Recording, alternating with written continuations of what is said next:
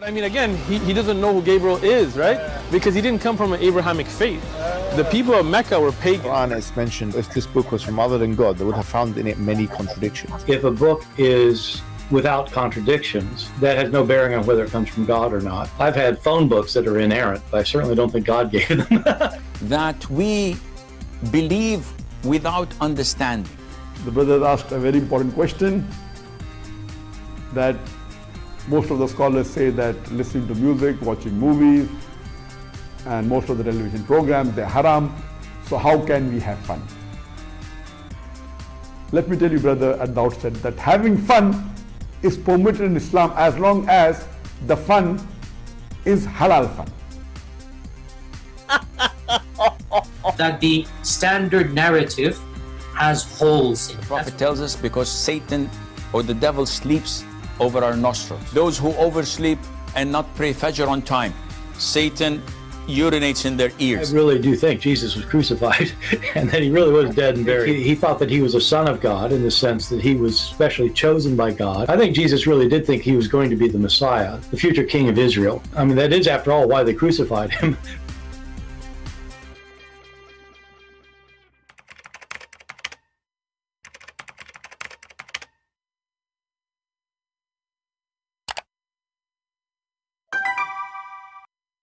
Hello everyone, and peace of Christ all of you. Please invite your friends and let us have some good time and education together.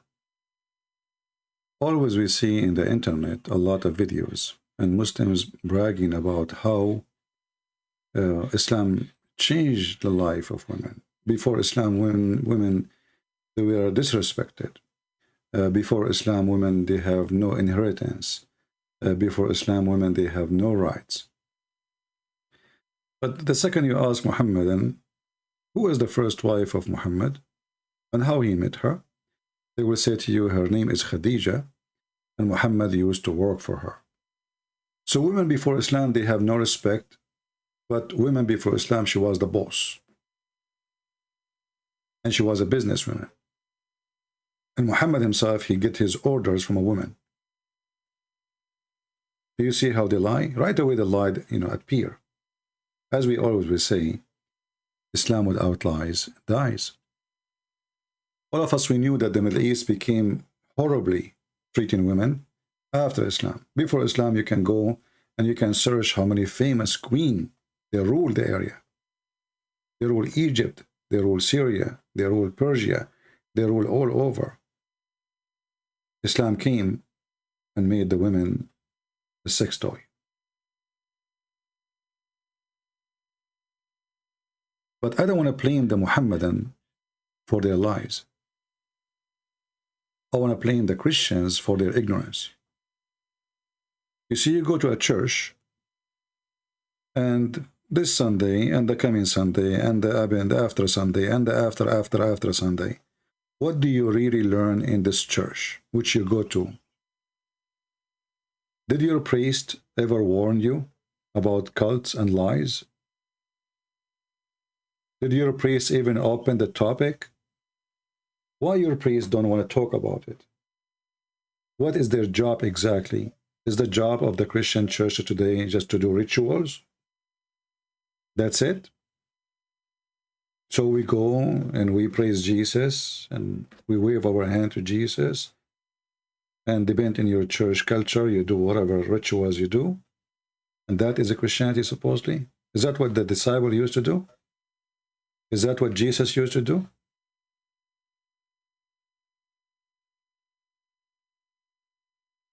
I cannot find any what they do today is what Jesus did. Churches, they became a place of rituals. Jesus was having a church of teaching and preaching and debating. Jesus was a debater.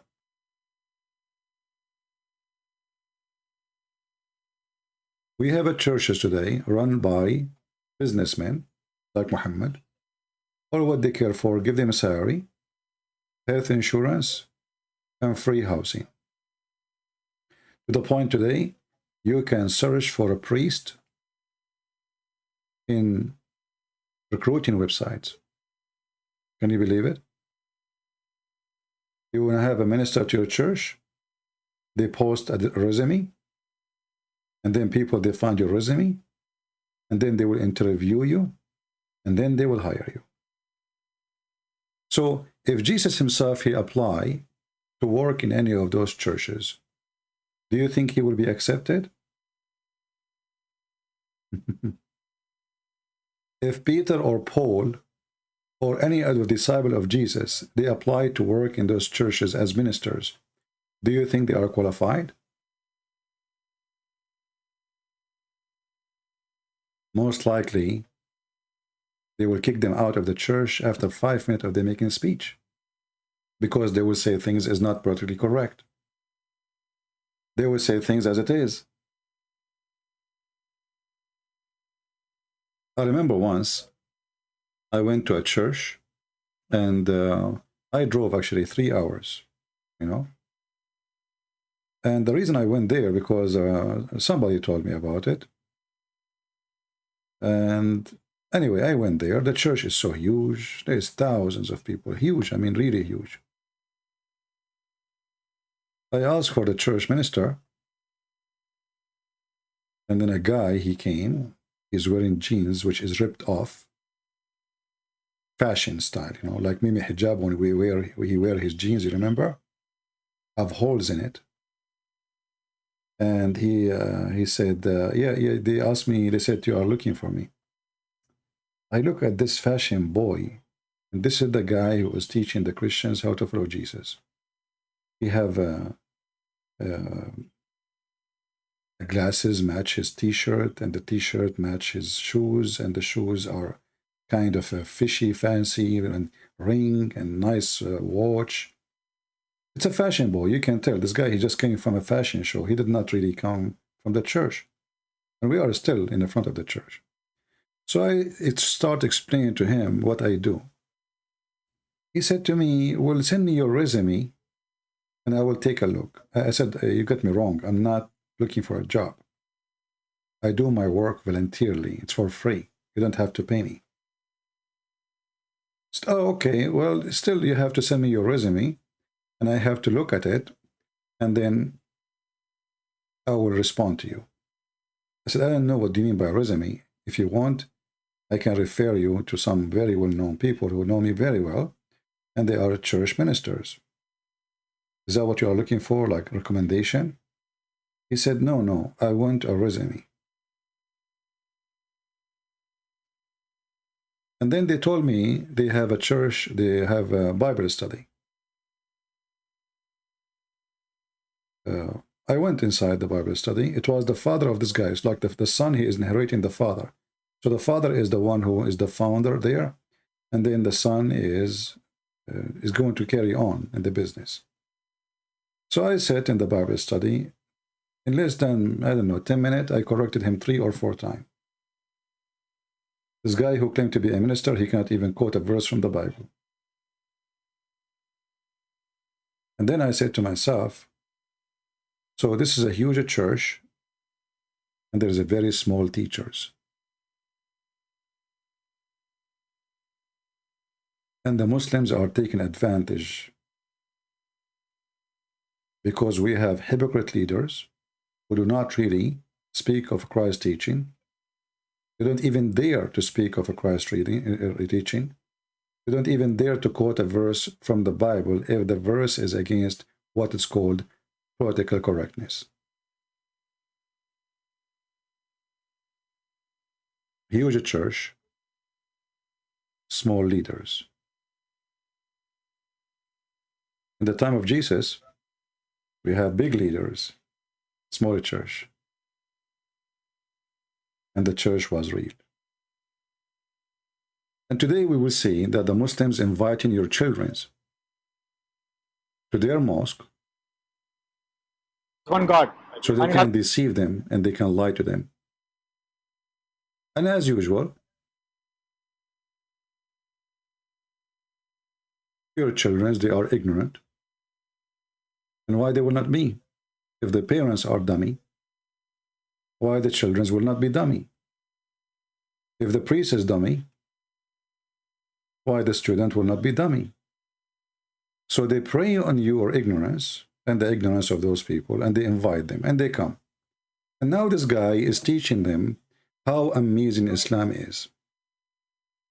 We can't play long of the video because whatever he say, we can beat the hell of it.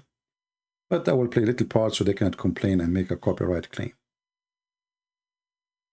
A responsibility that we have towards God, knowing Him, worshipping Him, following His guidance. We have responsibility towards Muhammad, peace be upon him, knowing him, loving him, following him, and to all the prophets. Then a big responsibility Muslims have towards our parents. The Quran is big on it. Muhammad, peace be upon him, is big on it. One time a person came to the Prophet and asked him this question, that of all the people in the world, who should be my love, my kindness, my compassion, my allegiance should go towards? The Prophet said, your mother. And then the person asked, okay, fine, then who next? And the Prophet said, your mother. The third time the Prophet said, your mother. The fourth time the Prophet said, your father. Right? Dads. So the first time he said your mother, the third time, the second time your mother, the third time your father. And actually before that he says that Muhammad, he said the heaven is under the feet of the mothers. And this is a da'if hadith, and I wonder why Muslims, even they quote things, they don't themselves accept it. If I quote it, they will say, if I quote a hadith which is not, is da'if, the Muslim, they will say to me, it's da'if. If I quote a hadith, is embarrassing, right away they will say, it's da'if. But they can quote all kind of fake, or as they claim it, that they are. For me, I don't care really for da'if. Da'if is accepted. Da'if for me is accepted. This is why it's called da'if. But this is their hypocrisy.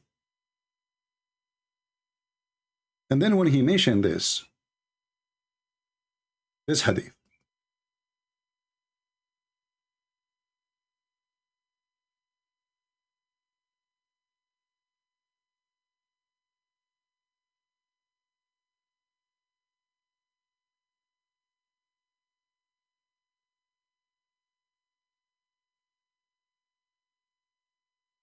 Allah Messenger, who amongst the people is the most deserving of my good treatment, he said your mother, again your mother, again your mother, then your father. So the guy, he did not even quote the hadith correctly.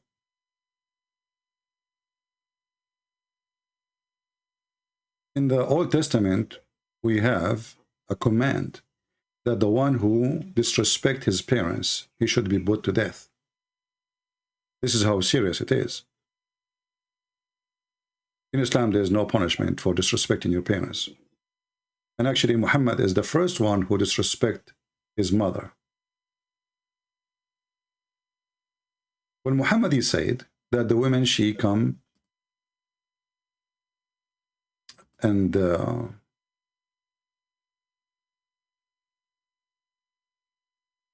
she proceed and she come in the image of the devil. How we say to somebody, you have to be kind to your mother, and then we say to the same body, women are the devil. They come to you in the image of the devil, and they live in the image of the devil.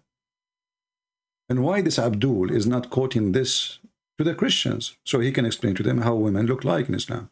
So the Prophet says, be nice to your mother, and the Prophet says, your mother is the devil.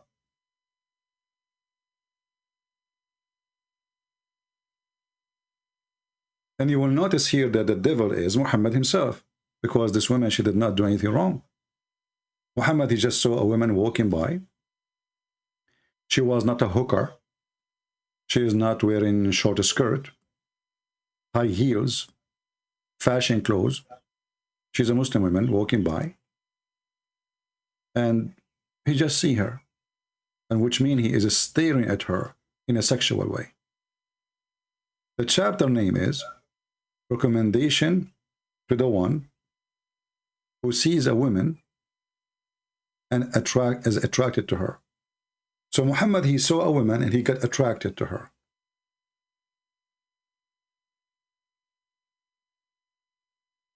And that what Muhammad he do? It says here, he should go to his wife or his slave women. And why he don't tell the people there that in Islam we can rape our servants? And why he did not tell the people there that in Islam, if I see one of you, as the women in the pictures, and you made me horny, I will go to my wife. So I can, like, imagine you, and though I go to my wife. I'm a good guy. I will go to my wife, not to you. But I can stare at you in a sexual way. And then Muhammad, he went to his wife, even though she was doing leather tanning. And this is telling us what kind of a nature of a human being he is. He jumped on her and he have intercourse with her. In case you do not know how leather tanning is done, they have to boil the liquid, add in the colors, put in the clothing, take it off, dry it, put it back. It's a lot of sweating work, very hard work. And Muhammad did not say to himself, shame on me. I mean, come on, she is busy. Don't you see what she is doing? Muhammad, he jumped on her. And then Muhammad came back to his companion, which means he was with his companion when the women appeared in front of him in the street. So he was sitting in front of his house or his friends' companions. And when he saw the women, he got so horny and he left his companion. Now he went to his wife. He did what he did with her. And now he is coming back to his companion and he is telling them what happened exactly to him. He said, the women advanced and retires in the shape of a devil. So when one of you sees a woman, you should come to his wife. For that will reveal what he feels in his heart. In his heart, not his private part. This is a heart thing. This is love. And the Muslim, they will never quote for those Christians what Muhammad said. And as you see, this is a very authentic hadith.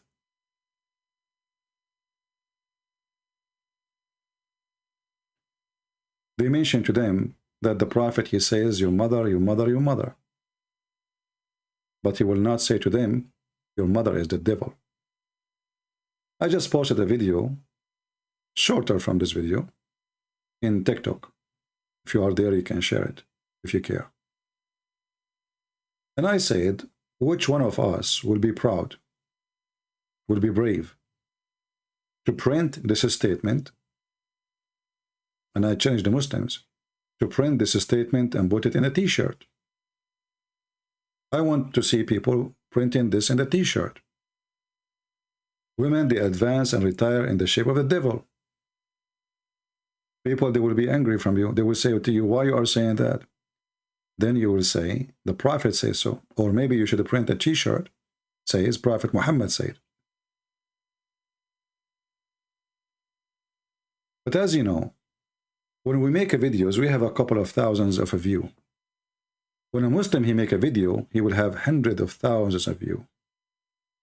In fact, we cannot even keep our videos on YouTube because YouTube side with the devil, Muhammad.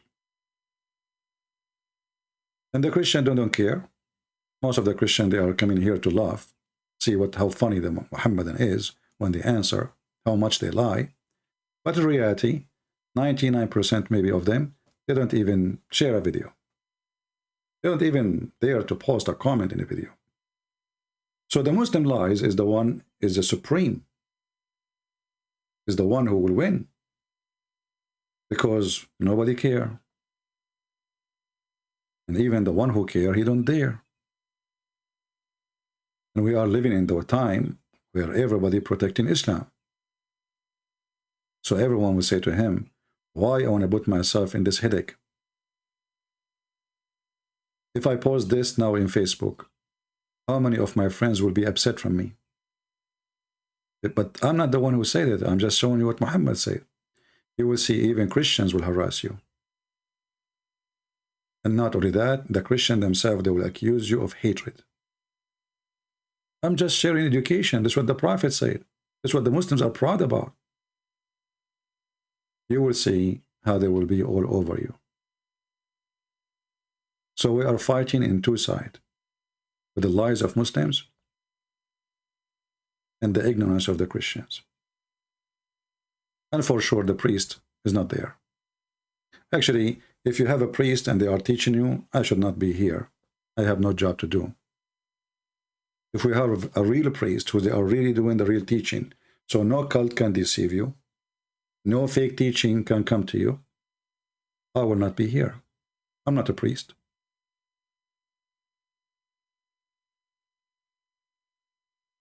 Muhammad, he made many statements putting the women down.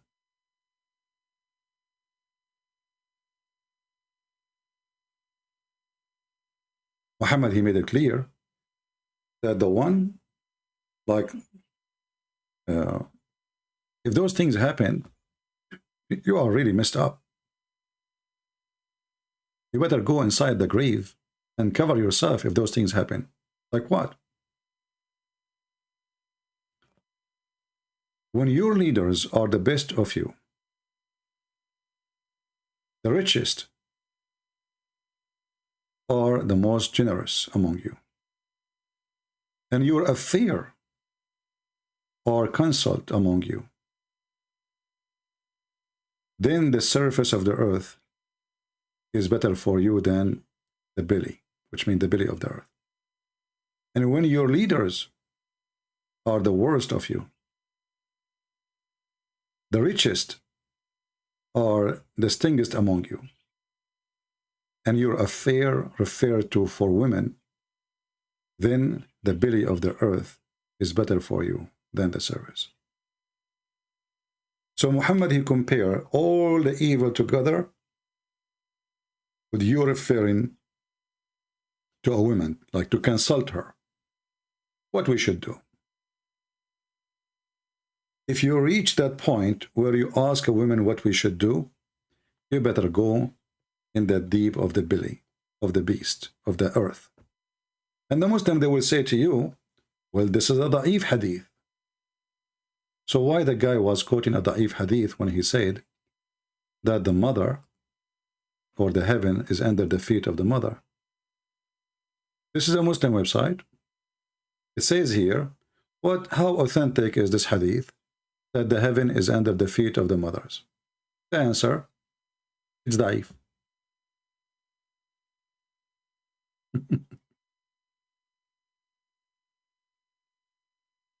It's weak.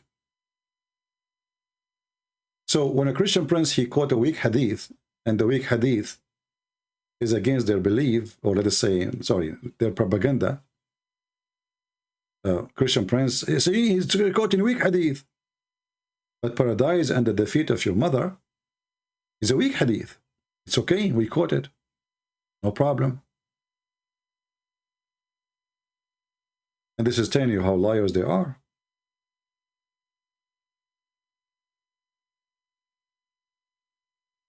In different hadith, Muhammad, he said,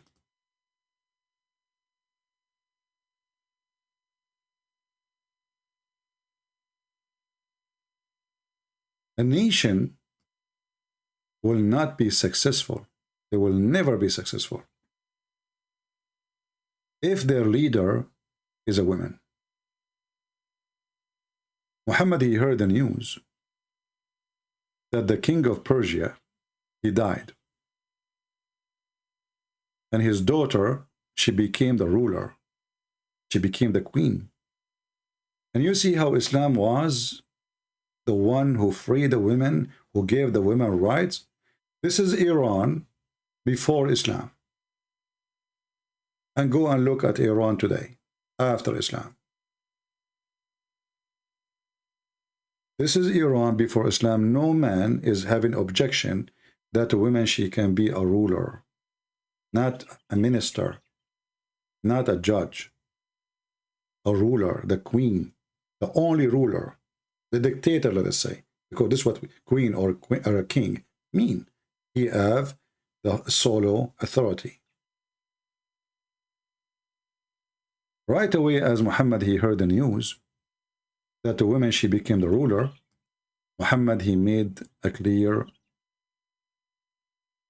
statement that a nation who make their ruler a woman, this nation will never be successful. And for sure, this is a very stupid statement, because we knew how many women, the nations, their nations, they flourish when they were leaders and they were ruling. Not only in the previous, in the ancient time, but even today. But Muhammad and no Muhammadan, they will not say that in the mosque meeting, bringing some Christian student, as the video says, Christian student. They will not say to them any of those statements, because that statement will make Islam look bad.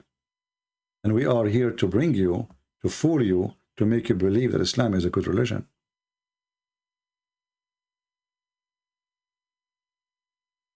I saw an article explaining why the Prophet, he says women, they have half a brain.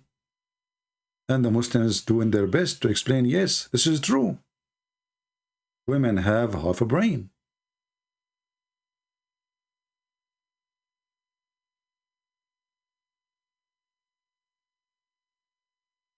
If we go in the Quran, we will see what is a match in this statement from Muhammad, that women have half a brain, where two men are witnesses, and if there's no two men, then one man and two women, because two women equal to one, and this is only in the case of borrowing money, which means a woman, she cannot be a witness in a capital punishment like theft, fornication,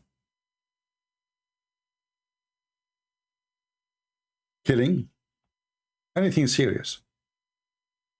And later the Muslim, they add that the Muslim woman, she can be a witness in the case of giving birth, because she is the only one is allowed to be in the room with a female when she is giving birth, like just to witness that this is her kid. Yes, I saw that. So this was addition. It's not Muhammad saying that, but because of the necessity, they allow the women to be a witness for giving birth. Muhammad, he claimed that women, they have deficiency in their intelligence, and they have deficiency in their religion. Do you think this guy in the video, he will explain to those naive Christians, and he will mention to them what we are reading now? He knew that those things will make an outrage reaction from those poor Christians. You know, they invite them. They sit there. Nobody open his mouth. Nobody really have any knowledge. Nobody, actually, a Muslim, he invited you to the mosque, and you decide to go. Shouldn't you go and study first Islam before you go?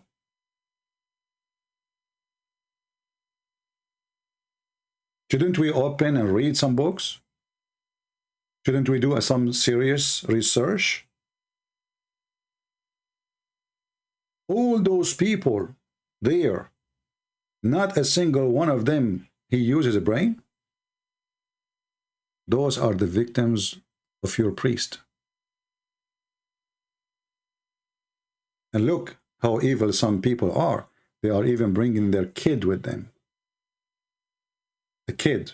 Do you see that kid there? She's maybe 10 years old. So all those people, they did not take a second. They have smartphones, they have computers, they have internet, but none of them said to himself, let us see what Muhammad says about women. And you know what? Whatever we see, we are going to check it out. Which means, if we find a video from someone, his name is a Christian prince, we will not believe him.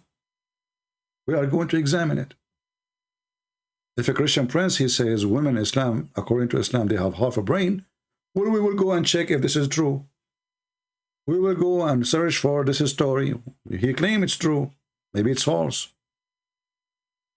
Why Christians today, They are allowing themselves to be victims of deception.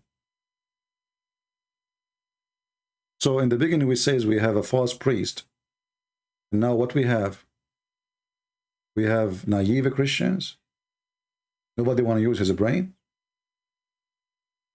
A few years ago, we have the ISIS slaving women, killing women. They forgot. That's it. It's gone from the memory. Thousands of videos of slavery, raping women, beheading, burning people alive. Those Christians, they have no memory. Muhammad, he invaded Christians, he killed Christians, he took their land, he took their churches. Christians today, they have no memory. What are you talking about? It was the crusade, brother. But the crusade, they were defending, they were not attacking. When the first time you heard the crusade came to existence?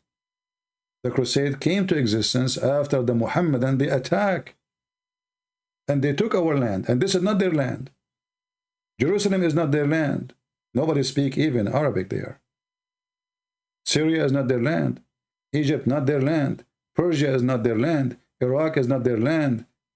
Algeria is not their land. Morocco is not their land. And they went all the way to Spain, and almost they took half of France, and they took more than 60% of Europe, and they took the Constantinia, and they went all the way to Persia, and then they went to India, and they went to China. And still the Christian, they never heard of that. The Christian, they never heard Islam is peace. And they go to the mosque and nobody open his mouth.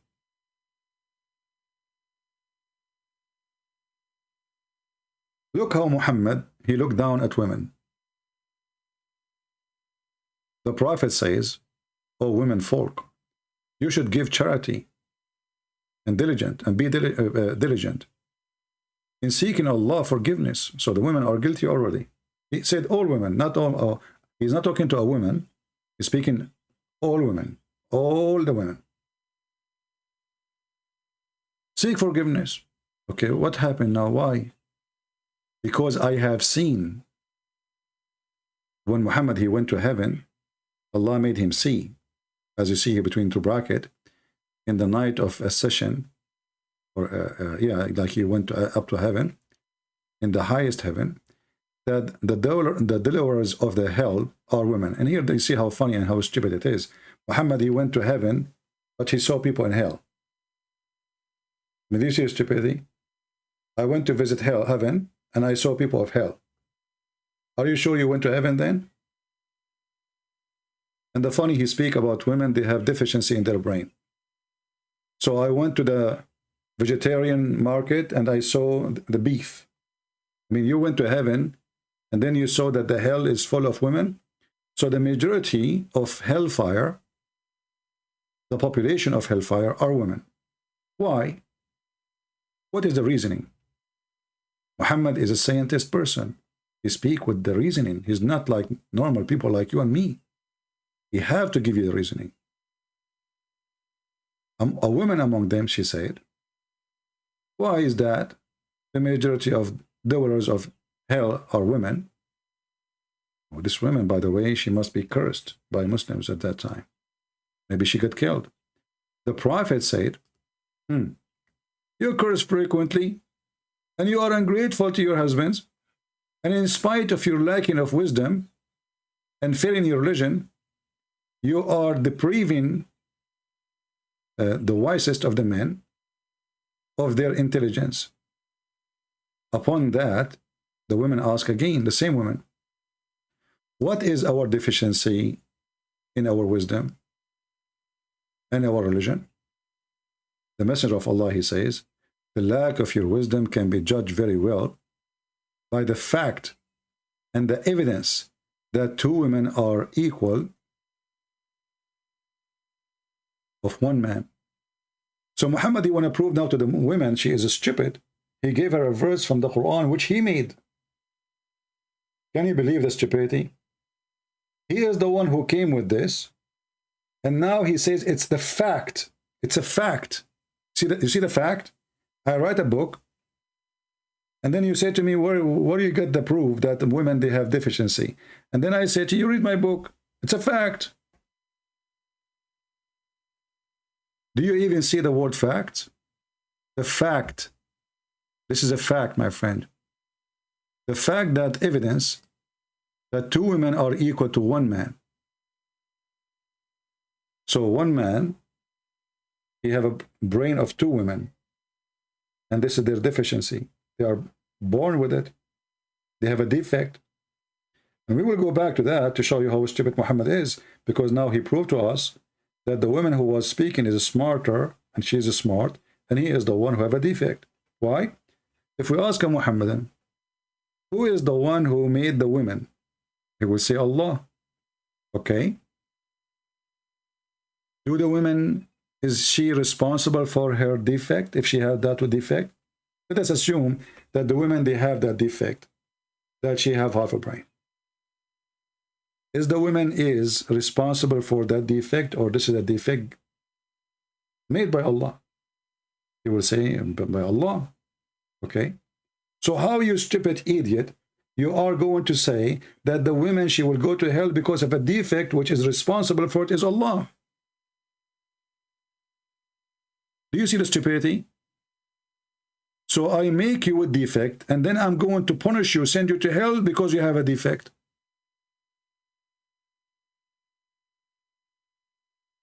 Who is the one who have deficiency? Is it Muhammad or the women? Do we blame the one, the manufacturer, or we blame the one is made by the manufacturer?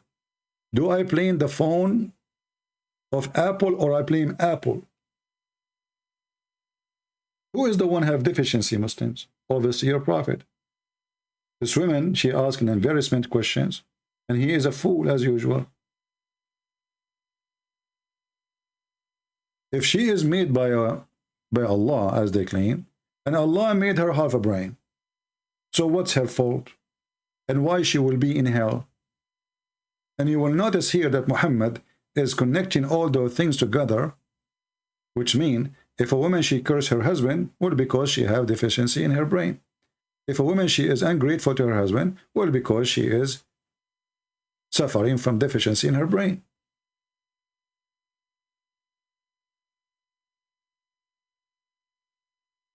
And what about a man, he have no appreciation to his wife?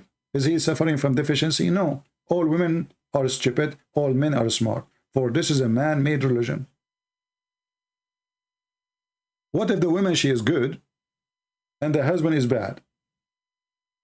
Is the man suffering from deficiency? No. The women only. As you see, the majority of hellfire are women. And then Muhammad, he continue to answer about deficiency of her religion, because now she have two deficiency, one in the brain and one in the religion. And then he said to her, you do not do salat. Okay. For some days, you do not do fast. Because of what? Because of their menstruation. And this is deficiency in religion. Look how stupid he is. He is the one who forbid them from praying and from fasting in those days. And now he is going to send them to hell because he forbid them from practicing prayer.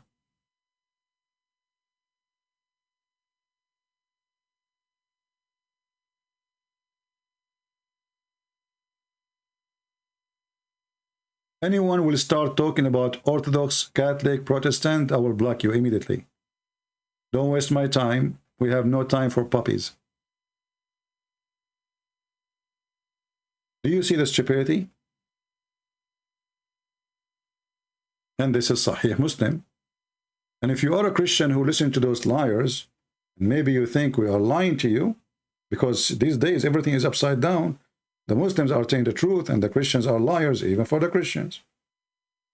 This is the book, and we can show it to you from any other books. All of them, they are Islamic, authentic books.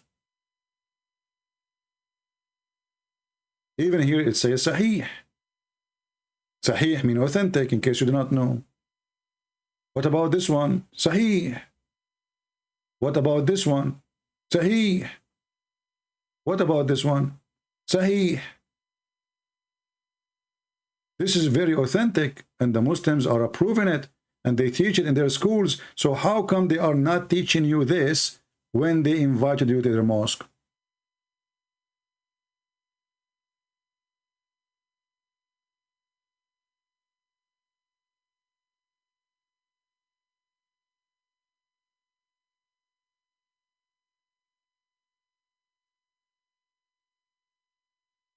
Are we done? No. Muhammad, he will import bad women. You know the bad women? Women, they are bad.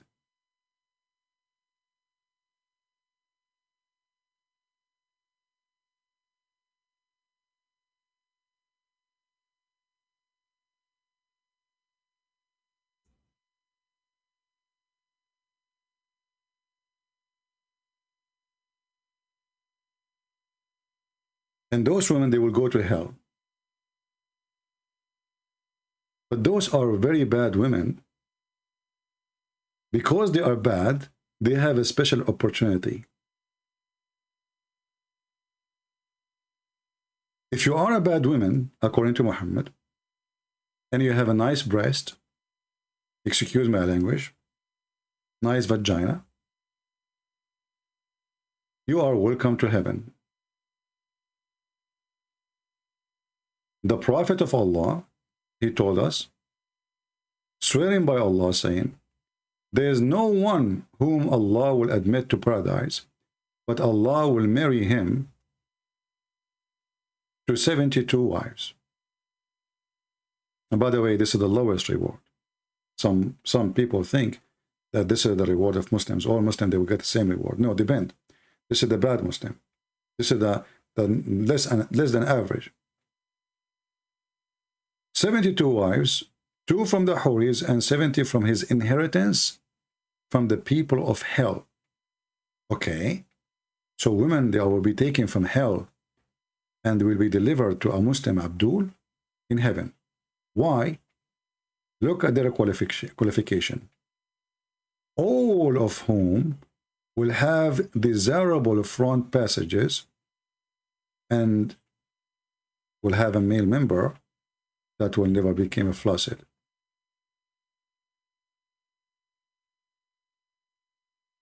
And here you see there is something stupid in the, you know, Muhammad is talking about the women who is coming to you.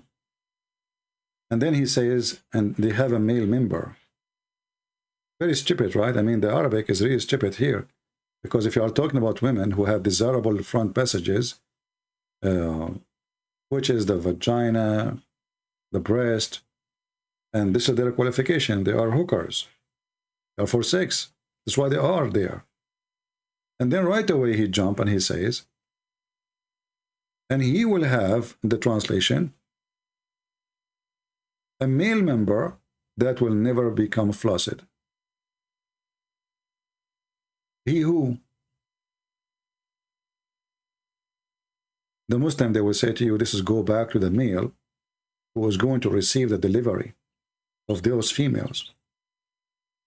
And here you see again how Muhammad, making them win, they are the one who deserve heaven, and heaven is made for men, and women, they are just accessories. They are sex toys. They are made from silicone for the man joy. You want to play, you want to have fun. This is what women are made for. He did not say, I will bring you women, they are desirable because of their brain, because of their dignity, because they are decent, because they are women who pray Allah to Allah. He is inviting women for one reason. They have desirable front passages. And then right away he jumped, not to speak about your qualification as a man. He speak about how Allah will reward you. By the time you receive those women, your penis will become different. Your penis will never go sleep.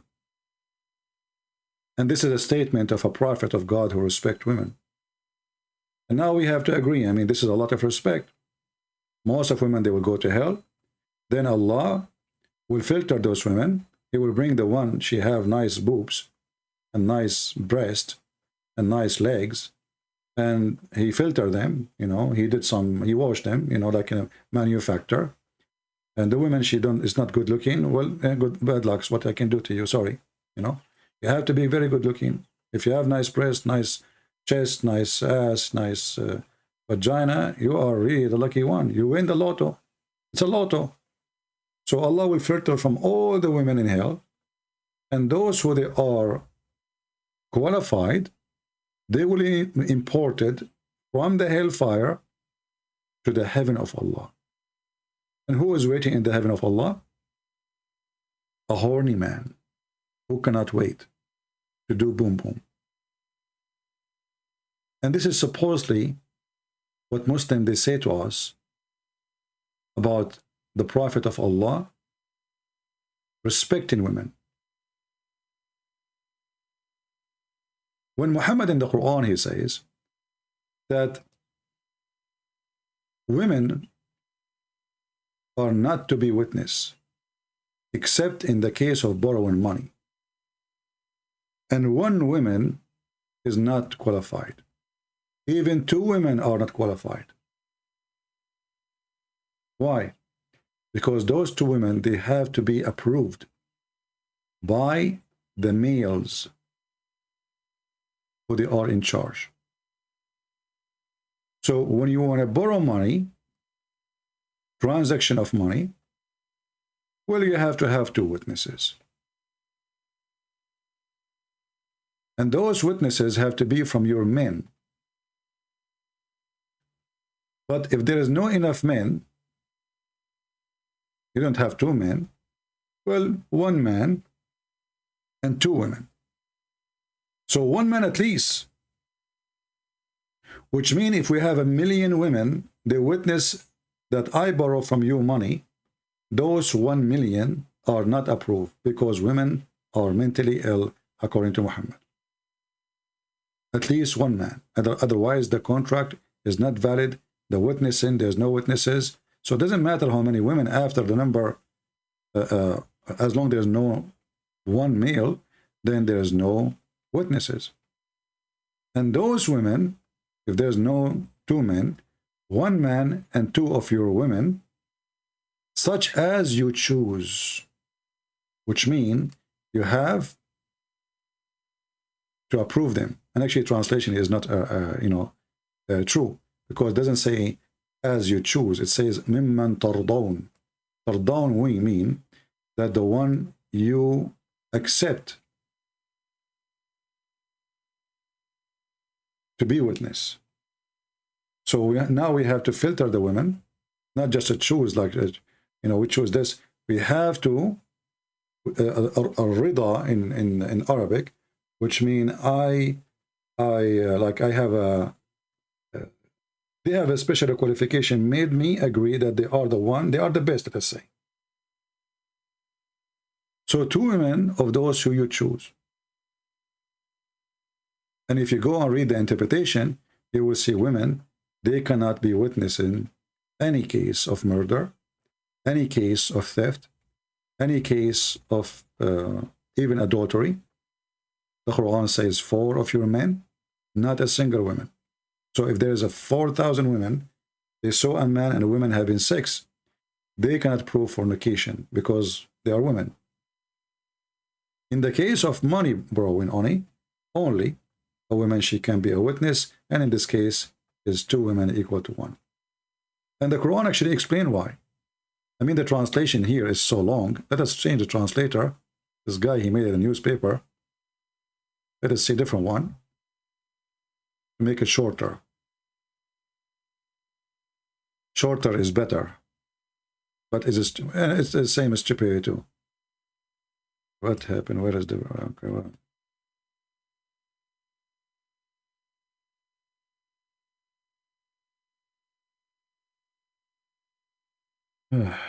The page flipped, I think.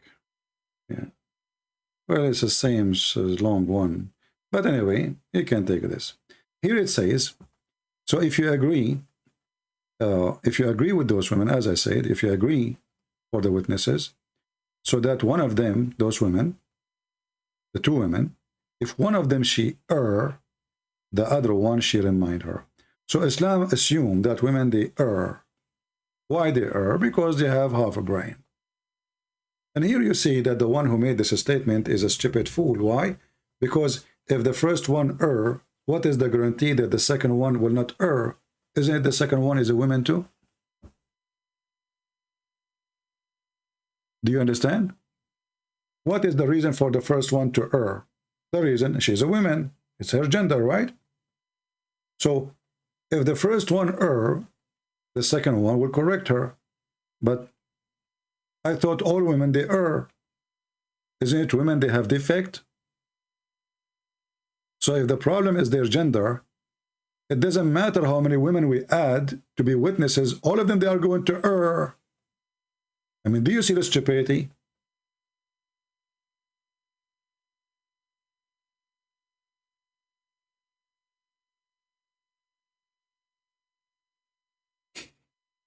I mean, do you see the donkeys? If we say all rabbits are not smart, then what is the point to say we need two and smart to be witnesses? First rabbit is the same as the second rabbit, and the second rabbit is a rabbit, and the third rabbit is a rabbit. So who is the one who have deficiency?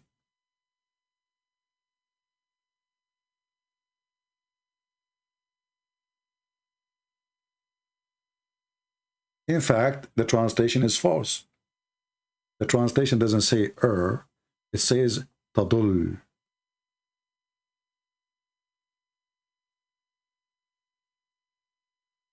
Tadil, which means she is deceived.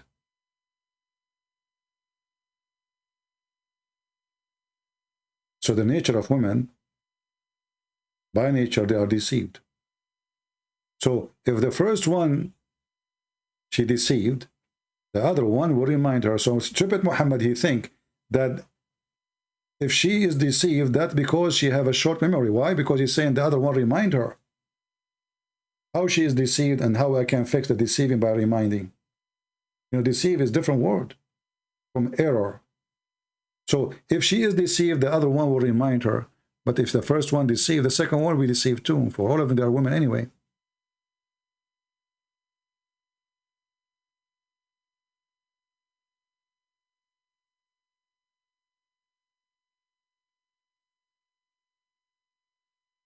Women, they don't have the same inheritance as the male. Why?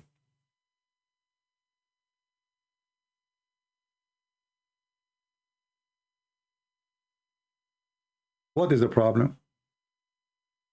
The Muslim men, they will say to you, well, in Islam, the man is in charge of the house. Well, Muhammad was working for Khadija, and she was in charge of the house, and obviously he was eating bread from her pocket. And women are the one who need support more than men.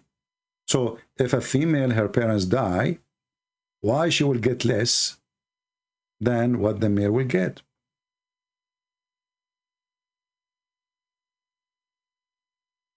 Who need more support in a society? It's a male society. Women. The male, he can work easy, especially in the old days. At that time, there's no secretary. She cannot work as a nurse. There's no school to work as a teacher. Now, women, they can find jobs. At that time, women, they cannot. The only job they have is to stay home. She's a wife, a daughter. So why in the world I make the man inherit twice more than the female, when the female in such an evil society is the one who need more support?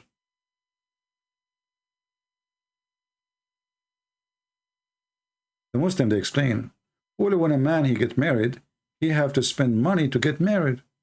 The women, she don't. But what if this woman, she never get married anyway? And what does have to do with getting married?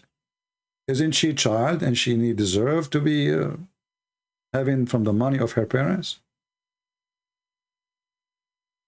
And they try to find all kind of excuses. But if we go back and we see how the daughter of the Persian king, she inherited the kingdom of her father, you will see how Islam treats women. She inherited the whole kingdom.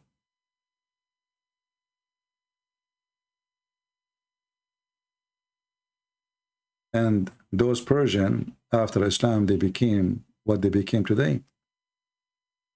Women is walking inside a box. If you go to Indonesia and see those poor Indonesian Muslim women, they are wearing the veil and they cannot even breathe in such a country which is extremely hot, extremely humid. How in the world even you can walk with it, how you can handle it, how you can live inside it? They bury the women alive.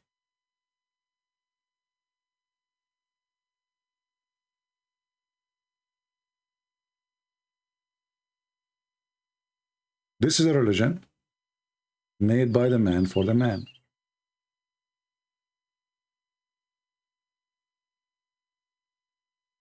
And we have tons of verses in the Quran speaking about how women are stupid, how women they are deserve even to beat them. How far we can go with evil? Well, this is some of it. Chapter 4, verse number 34. If you ask any Muslim cleric about it, he will say, well, the verse doesn't say really beat them. It says like tap your, tap, like tap in their shoulder. This is not beating.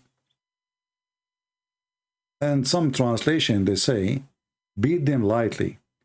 And some translation, they say, first, next. But in the Quran, there's no such a thing. There's no first, there's no next, it's up to you.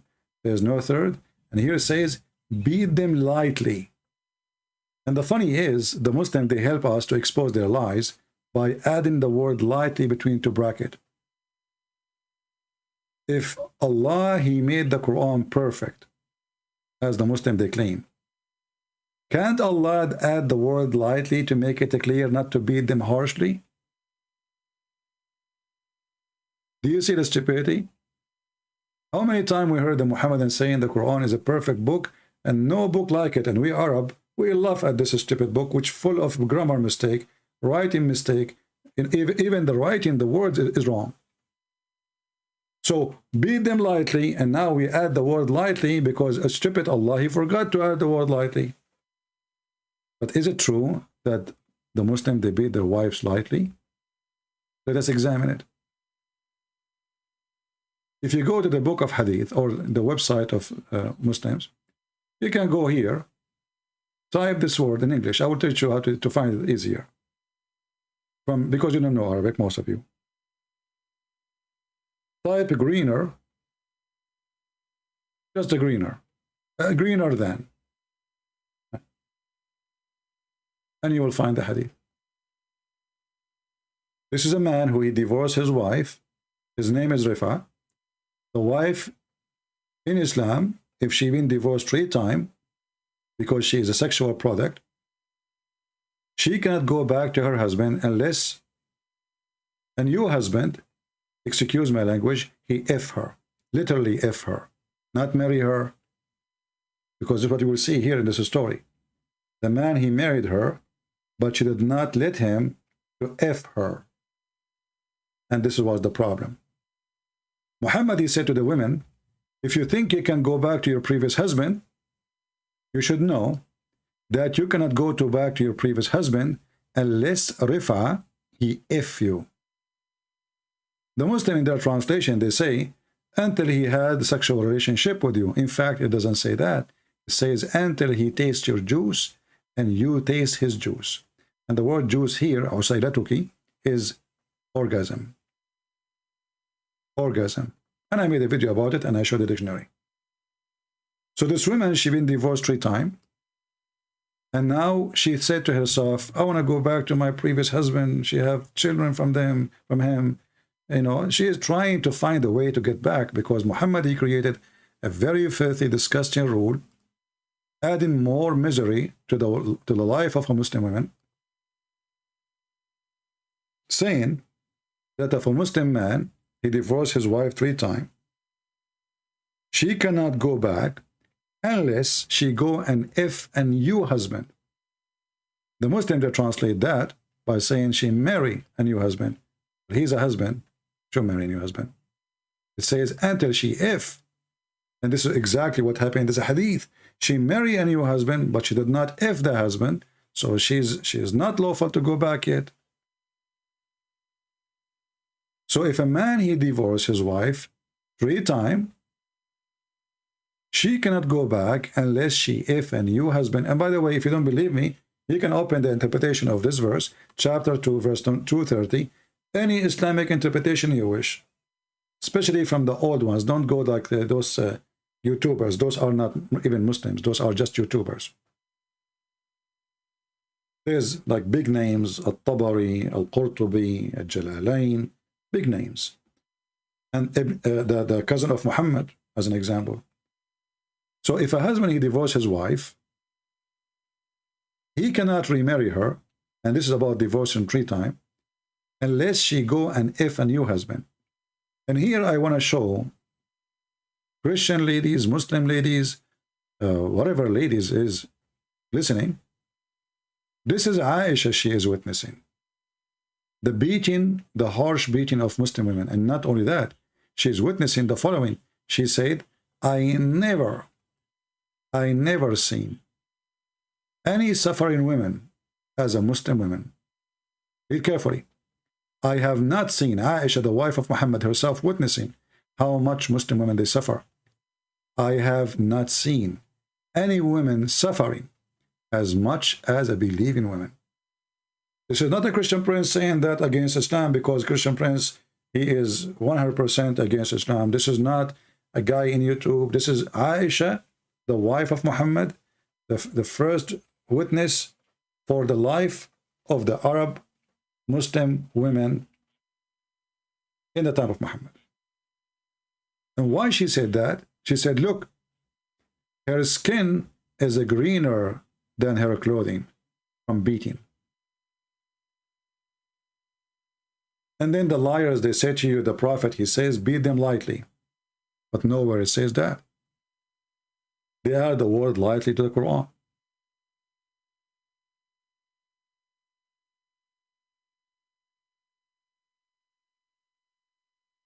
And now, after giving you some about the garbage of Muhammad and how he looked at the women, and there's way more, things we can show. How many people will watch this video? How many people will watch the video of the Muslim? 200,000, almost 300,000. How many people will watch my video? How many Christians they will share this video?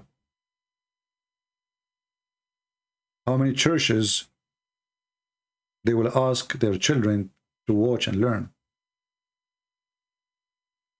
You know the answer. Go check a video made by a Muslim, how much view he have, and all of it is based on lies. And a view of a Christian person making a video against Islam, and see how much view he have.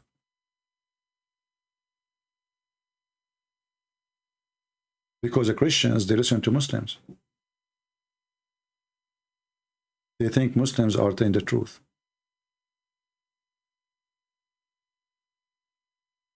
In America, my friend, a dog, he have more protection than a woman in Islam. If you beat a dog in America, you go to jail. Do you know that? If you mistreat a dog, not only don't beat him without beating him, if you don't give him enough food, if, this is your woman. And Aisha, she is witnessing that she is the most miserable person ever. And when she go to heaven, she is a sex toy. And not only that, Muslim women in heaven, they will be jailed for eternity. Jailed for eternity. They cannot leave their tent. They cannot go to the yard. They cannot open a window. they are simply restrained inside their tent. Here the translation is saying pavilions, which is not really true. It says fil khiyam, because Muhammad is a Bedouin, and still he is, you know, imagine his heaven as a Bedouin man. His heaven will have tents. So you go to heaven, and you are now in heaven, and you are a Muslim woman. What you will have? You will be jailed. You are restrained. You cannot even leave your tent for eternity. Not for a month, not for a year, not for a few days, but for eternity. How in the world that can be from God? And here you ask yourself, my friend, if this is from God, so what is from Satan?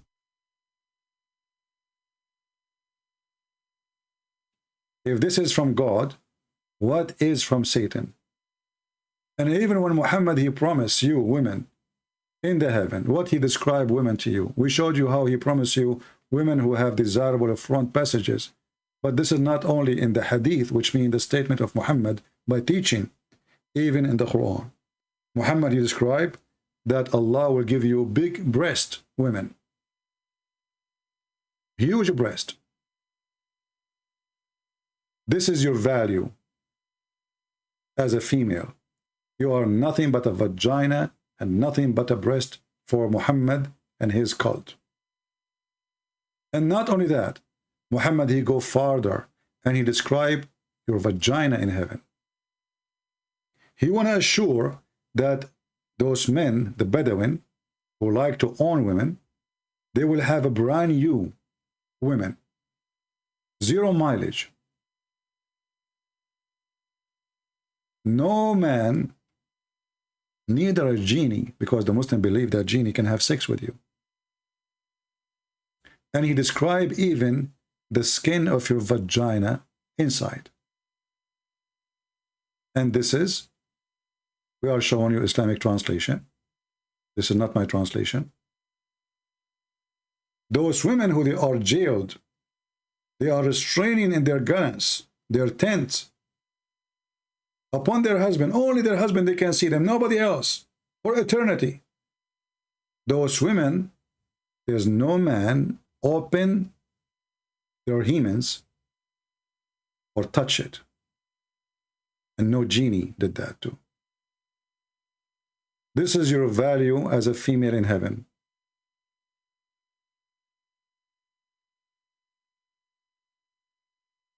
And now how many women they will share this video with their friends? If I'm a Muslim and I make a video about how beautiful Islam and how Islam, you know, give a privilege to women. Before I forgot, the Muslim, they will say to you, well, do you know that the Arab before Islam, they used to hate to have children who they are females? And even they used to bury them? That is a lie.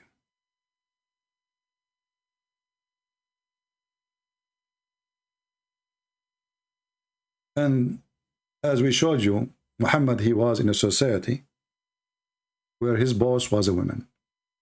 So how the Arab, they bury their daughters, if they are daughters?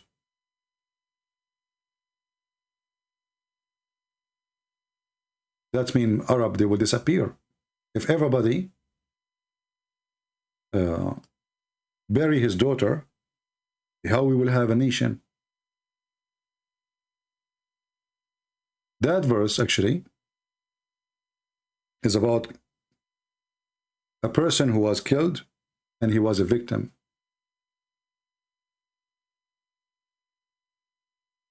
And the soul in the day of judgment will be questioned, or she will question why I was killed.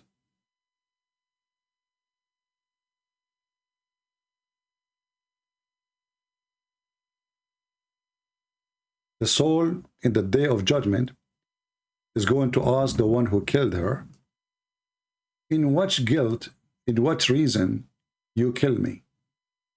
The Muslim, they lie and they say this is about females. And they prove that this is not about females.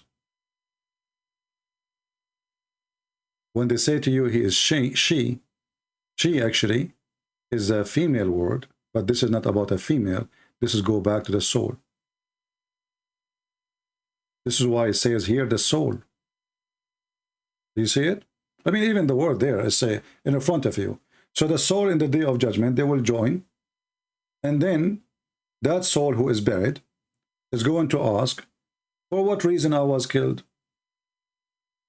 And the Muslim, they lie and they say this is about burying the female alive, which is absolutely a big fat lie.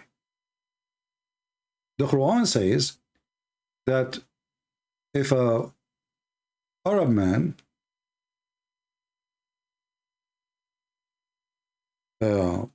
he received a news that his wife, she gave birth to a child and she is a female. Allah said to them, why you are upset from having a female child? What is the problem exactly?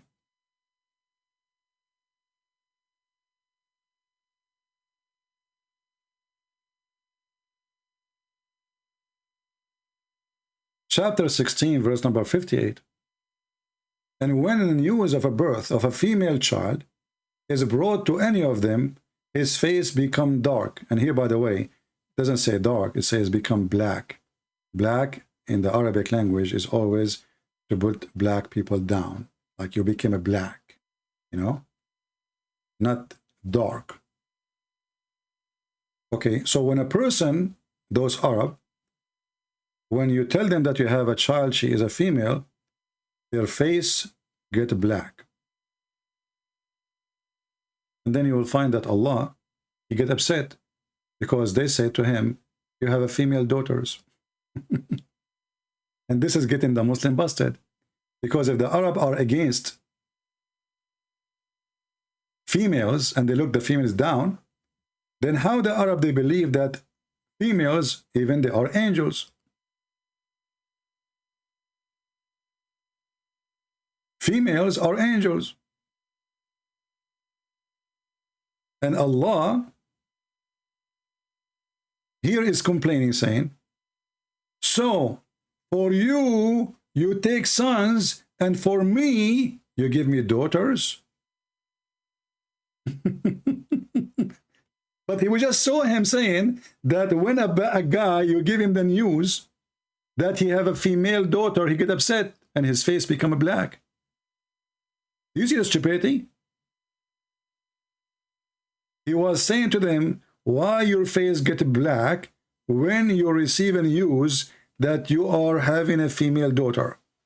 Your wife, she gave birth to a female daughter. And then the stupid Allah, Aka Muhammad, right away he says, like, what the heck? For you, you have sons, and for me, I have a daughter. And not only that, he says, this is unfair division in different verse in the Quran. This is unfair. Allah don't like it. How in the world you take a females as an angel? We just told you angels, women, they are going to go to hell. And then you say to me the females are angels. What's wrong with you?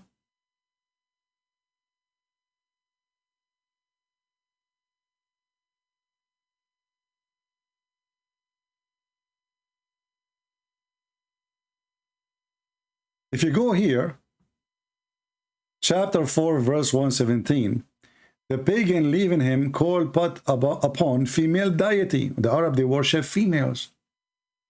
So they think they are angels. They think they are goddess, not only angels. And Muhammad is saying to them, this is from Shaitan. Allah is a male. God is not a female. We continue. This is again chapter 4, verse number 117. If we continue here, we will see the following.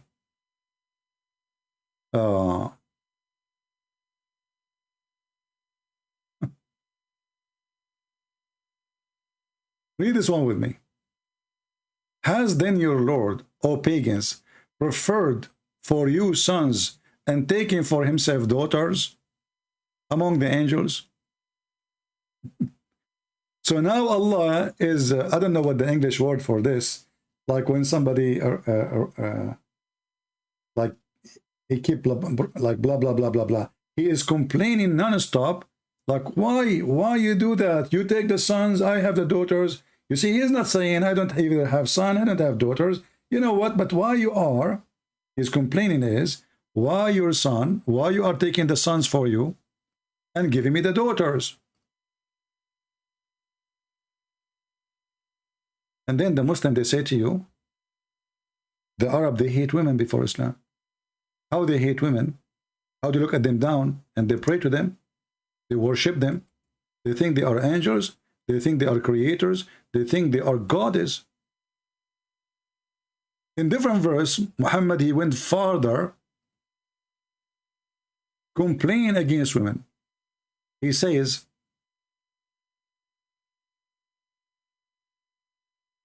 when you do that to me, speaking about the three daughters of Allah,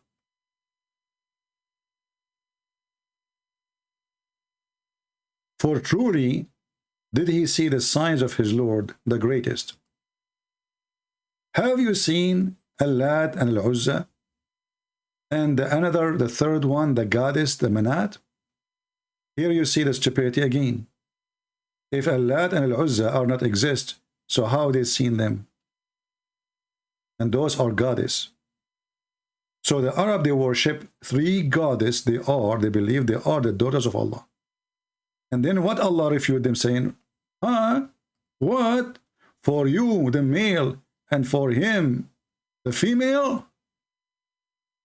This is indeed a division most unfair. But isn't this the same stupid God he was saying that the Arab, when you tell them that you have a daughter, their face turn black? The same God. And this is here, we'll end our story for today, that as you see, the Arab, they never look down at the women. In fact, they worship them. In fact, they believe they are angels and goddess. Islam put the women inside the garbage bag. Like those garbage bags you buy them from, you know, Sam's Club or Costco or Walmart or whatever, you know. You open two holes for eyes. And actually Taliban now, they are asking that we should have only one eye open, not two eyes.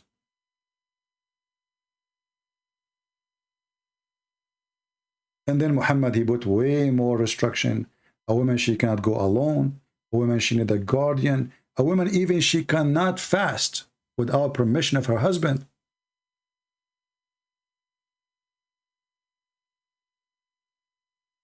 Can you believe it?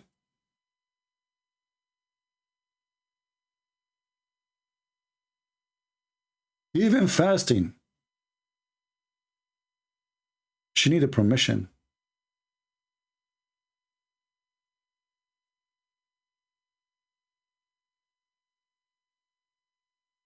If the husband did not approve,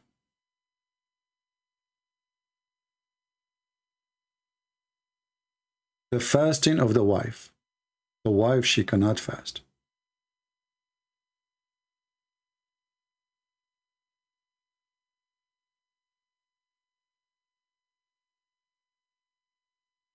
Which means even the women, she don't have really the rights in the religion, even to fast. The Prophet of Allah, he said, it is not lawful for a woman to observe fasting. You see here they are adding optional, you know, there's nothing, it says they're optional. That's a lie translation. To observe fasting without the permission of her husband. Do you see it?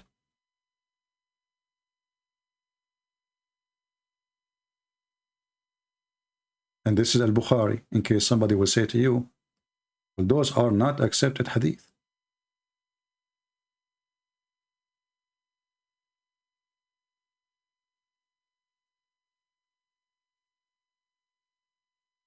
Even fasting. If a woman, her husband, he asked her to come to the bed which means to have sex.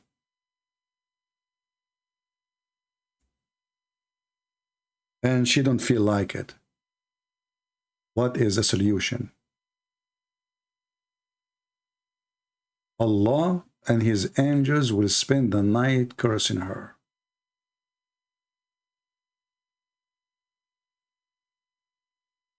Do you see it? What she did, she don't feel like having sex. Maybe she is tired. Maybe she don't like it. I mean, she's a human being. She is not a sex toy. What if the man, he refused to have sex with his wife? Actually, chapter 4, verse number 34, it says that a man, he can punish his wife and not to have sex with her. And remember, the man, he have 4 wives at least. The woman, she have 1 husband. She cannot like, this guy, they want to sleep with me, I will go to the second guy. She don't have 4 husbands. So if a man, he asked the woman to come to the bed and she refused, the whole sky is busy. The angels are so upset because the penis of His Majesty, the husband, the Muslim husband, did not sleep happy.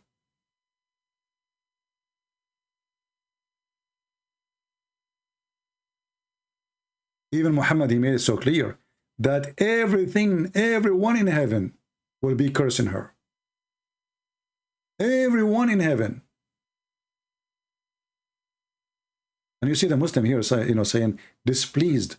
Displeased, that's false. False translation. It says sakhit, which means extremely angry, not displeased. Until her husband is pleased with her again.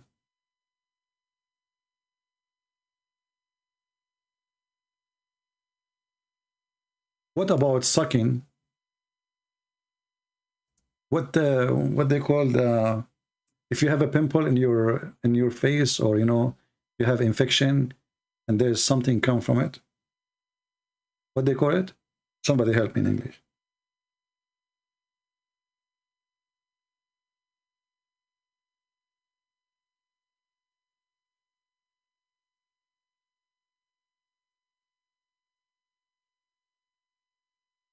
What is the word? Imagine the crazy Muhammad, the man-made religion, says if a woman, she lick that liquid, the pus, if a woman, she licked the pus of her husband, she did not even do enough to him yet.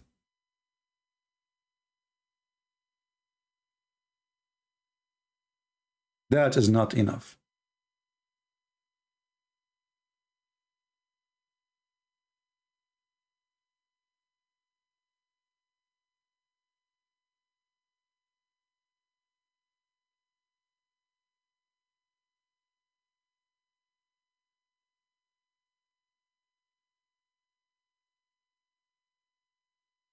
I'm just trying to find the hadith in English. Give me a second.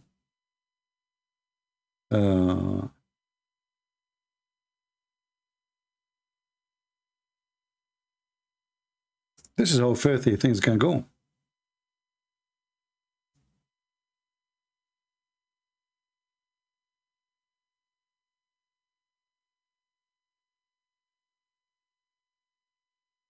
Let me see if I can find it in English. Because, those websites didn't have everything. No, this one not.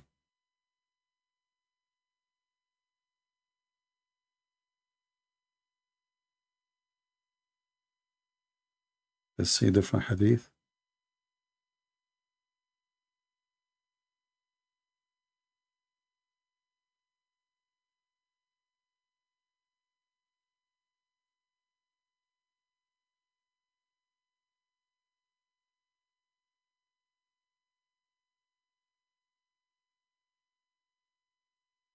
No. It is fine, different hadith. You see, I have, in my head, I have tons of, if we don't find one, I will search for the other one. Actually, Muhammad, he ordered even the women, he says, the women, she should bow down. If a woman, she should worship, someone after God, it should be her husband. She should bow down to him. Let us see this one. Here we go. We found this one. The Prophet said, if I were to order anyone to prostrate himself before another, I would have order a woman to prostrate herself before her husband. And this is sahih. And here it says sahih, which means authentic. Abu Hurairah reported that God messenger saying, if I were to order anyone to prostrate himself before another, I would order the women to bow down to her husband.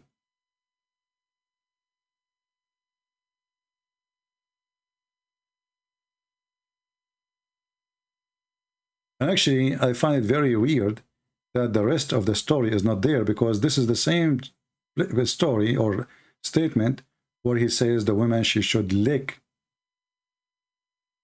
the infection of her husband.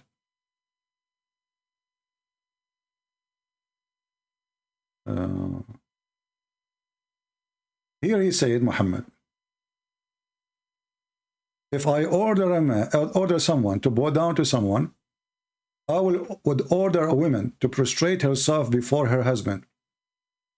And if we are to order her to convey stones from a yellow mountain to a black one, or from black mountain to a white one, she should do it. Do you see it? Which means even you work as a donkey for him, carrying stones, even if he's doing it with no sense. Because why I want to carry like yellow stones to a black stones mountains? What is that for? I'm just moving them between mountains, even though, which means even if the order does not make sense, even if the order is not even made for women, you are his slave.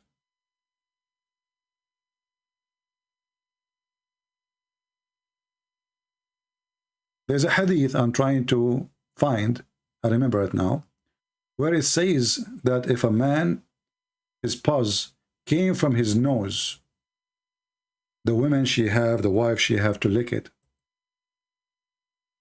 I cannot find this one here.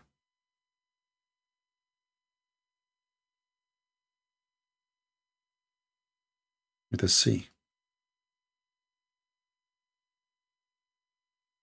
I can't find it in Arabic, but I'm trying to find it in English.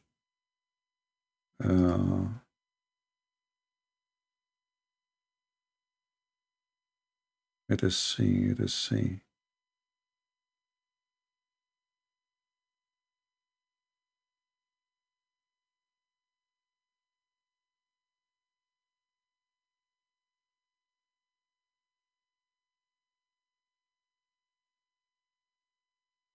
I believe once I found it here before.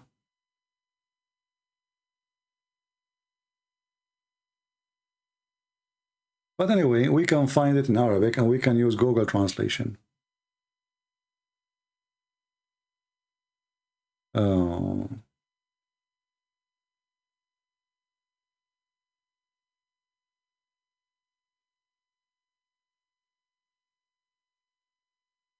Let us see here. Okay.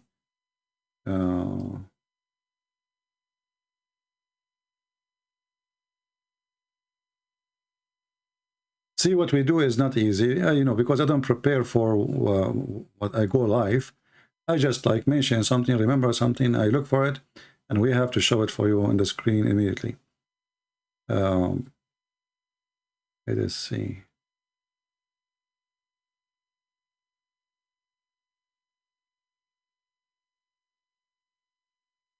Let us see if we can find this one in English.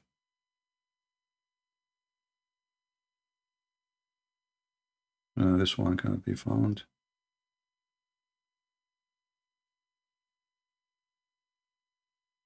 Yeah, for me, I don't like to mention something without showing the reference. So if we give up finding it in English, we are going to show it to you in Arabic. And it's the same anyway, because all of them, they are coming from the Arabic anyway. And you have to, use translation. I could not find this one in here. Let us see another one.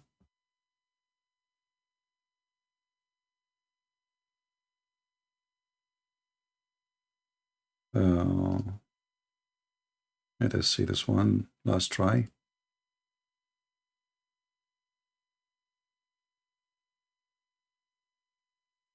Same. So let us use this website here.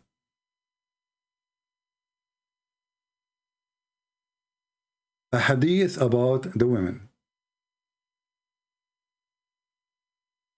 Actually, you know what? Let me show you the original book, not just a website, Muslim website. Because Muslim, they might say, where do you get this from? You know?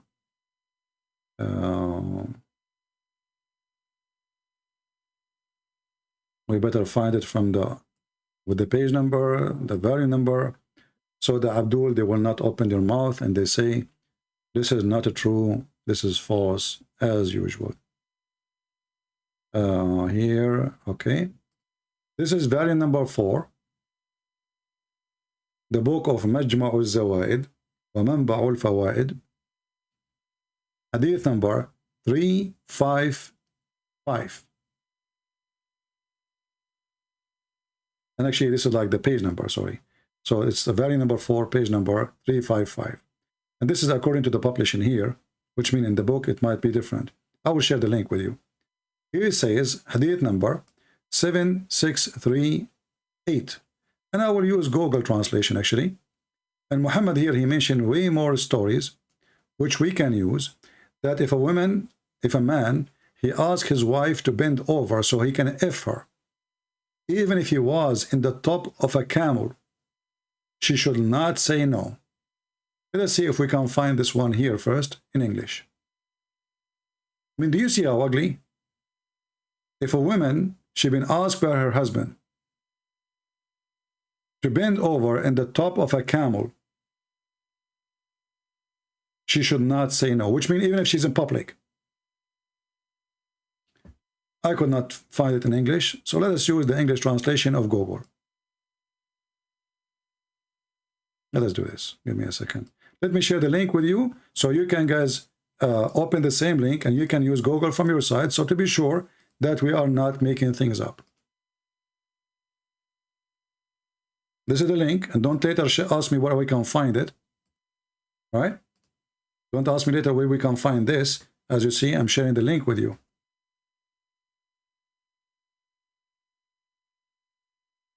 Because I know some of you later will say, can you give me the link? The one you mentioned in Arabic? Well, it's in the chat. And if you watch it later, click on it, save it. So let us open here. This is the website we ask you to open. And we will use Google Translation in front of your eyes. And you can do the same from your side, just to be sure that we are not making things up. And as you see, this is islamport.com. This is a very Islamic website. Translate to English. This is the name of the book. And this is the hadith number. Now this page is not really coming clear because for some reason when you zoom, I mean, like the text disappear. Maybe I should find different website. Give me a second. But anyway, you get the hadith. You will see here, and just from my side, as long as you have the link, doesn't matter really. You will see that Muhammad saying that if a man, he asks his wife to have sex and he is in the top of the camel. He is where? He is in the top of the camel. She shall not prevent him herself. And if the husband did not give the wife the right to fast without permission from him, she cannot fast. And if she don't do as he say, the angels will be torment her until she return and she make him happy. And then Muhammad, he continue with his mental illness. And this is the one I said about pause. In the authority of etc., etc., etc., said,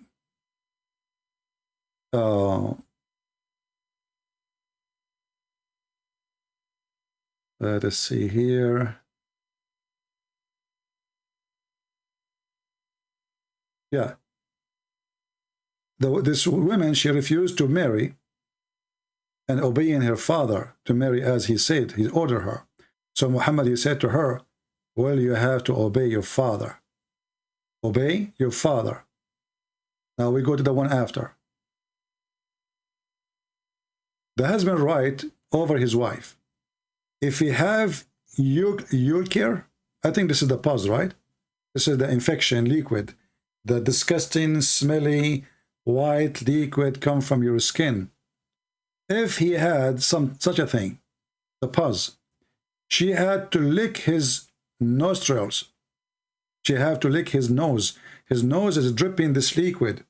What the wife's duty is? To lick it. And even to lick the blood is coming out. And the pus is coming out. And she have to swallow it. Not lick it and just like, you know, she have to swallow it. Not to spit it. Even if she do so, she did not fulfill the husband his right. Do you see it, people?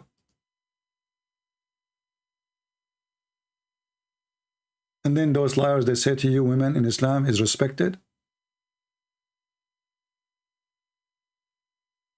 And here Muhammad is speaking about the right of the man. I found actually a better website here, the same book. I will share the link with you. I will make it because the title have Arabic. I mean the top there. If you look at me here, I have always difficulty to share those kind of links because they have Arabic, as you see. You see, so I have to convert them. So let me convert this link, make it shorter without the Arabic, so we can post it in YouTube, and you can save it in your reference, and you can add the title description for what you heard, what you learned. But my friends, do you see how Islam respects the women? Now, if you are a sick person, you would love it. If you are a sick person who like to take advantage of women, treat them like garbage, you will love it. Because this is a religion made by the man for the man. If you are a sicko, if you are mentally ill, you would love it. This is the link I just gave you. This is a better link than the previous one because the website can form differently, you know. Now the website I gave you, it's called Sharia Library, but this is not a Shia book. Just take a note. This is Muslim Sunni book. But don't think that the Shia, they consider the women higher than men. They are the same.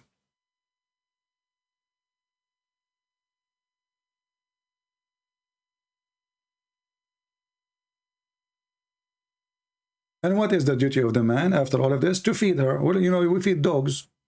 We feed cats. In the USA, if you don't feed your cat, you go to jail. So the duty of the man to dress her and to feed her, as if she is a cow. In the same way, we find Muhammad even go way more, and he explained why the man, he can beat his wife. He says, because the men, they spend their money on them. Why? Because they spend their money on them. So the reason the man, he can beat the hell of you, because you are considered the same as a hooker, as a whore. Men are protectors and maintainers of women, because Allah had made one of them excel the other.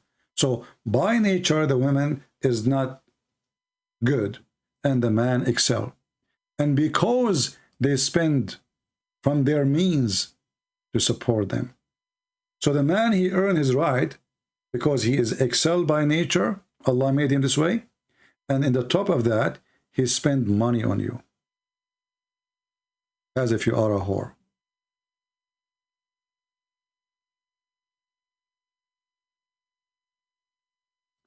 Muhammad saying, well, sorry, show me the hadith which isn't obscure and actually followed. Why cannot you do that? What does that mean? What, guys, anyone understand what this guy is saying?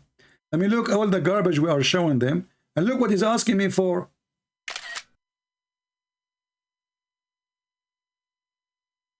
What is that?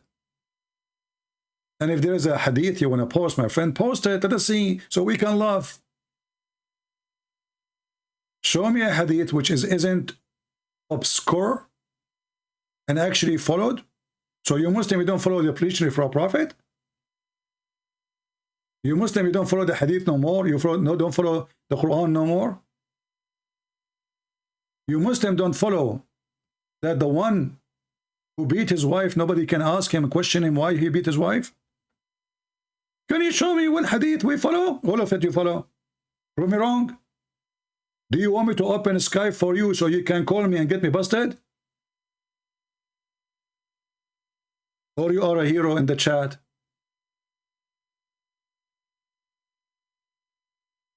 A man will not be questioned. You just remind me of this one, actually.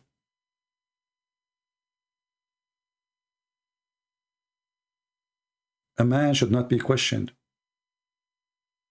why he did beat his wife.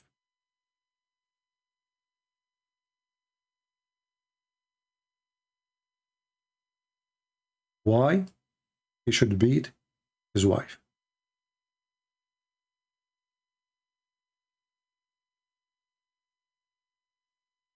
Or why he did beat his wife.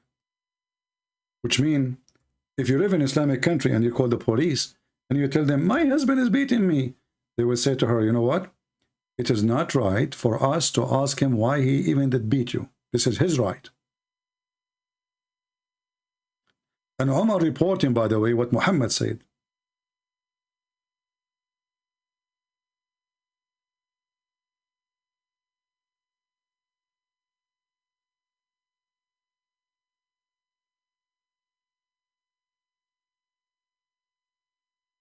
They will say to you, do you see it says da'if? But we just saw the guy with his name Sabeel is posting or copying a hadith which is da'if. So how come you Muslim, you copy a da'if hadith? I cannot.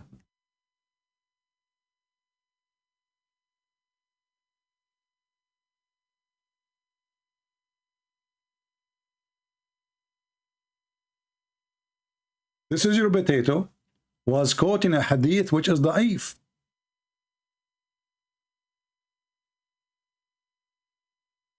A hadith which is saying that the heaven is under the feet of your mothers. In the same video.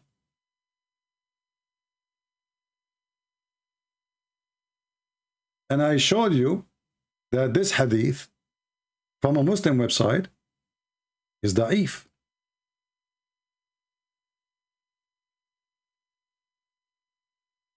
Do you see the hypocrisy?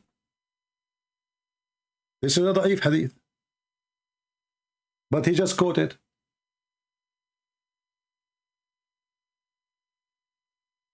And this is the question. And this is a Muslim website.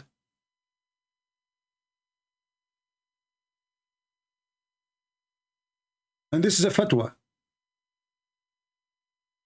How true the hadith that paradise is under the feet of your mother? The answer is, it's weak. So Muslim, they quote for you weak hadith because it served their propaganda. And they hide it or they deny it when it doesn't. Do you see the hypocrisy of this religion?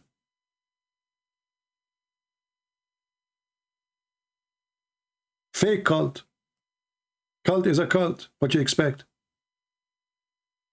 Cult is a cult. Garbage is garbage. Good is good and bad is bad.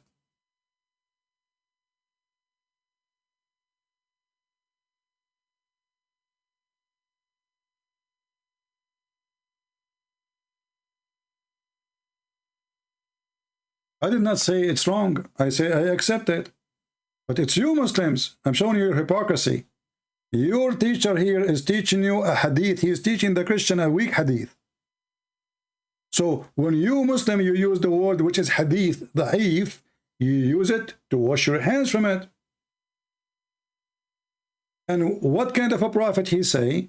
That the heaven is under the feet of your mother, but your mother, she will go to hell.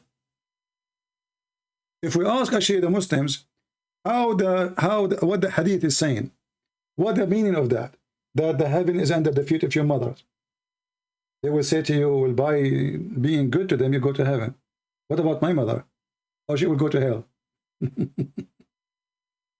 Isn't it your prophet? He says that the most of people of hell are women. And the reason, because they have menstruation and they have a lack of intellect. So the heaven is under the feet of your mother, but your mother will go to hell and you will go to heaven. Do you see the hypocrisy and how dumb it is called?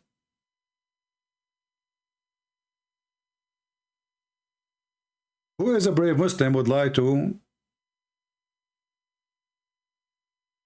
join me in Skype?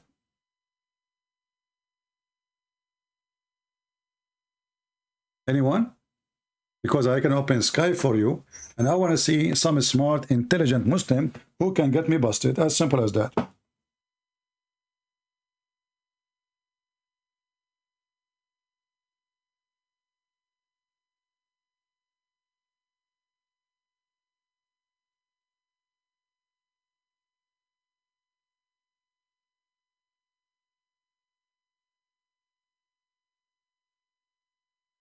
Anyone?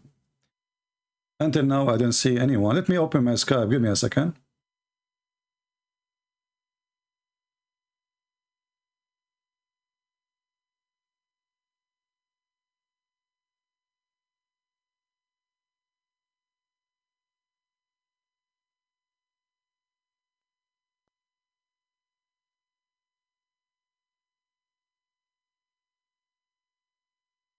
We are opening our Skype. And let us see if there is any Muslim who would like to join us. Anyone? Who is a Muslim who would like to join us live on air? Prove me wrong. And as you see, everything I showed you is from your websites, showing the numbers, showing the reference, showing everything you need.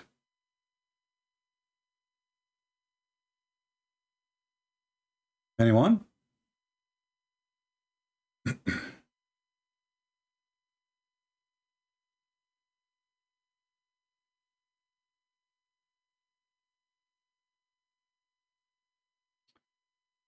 Only if you are a Muslim you can text me, or text me only if you are a Muslim. If you are not, don't.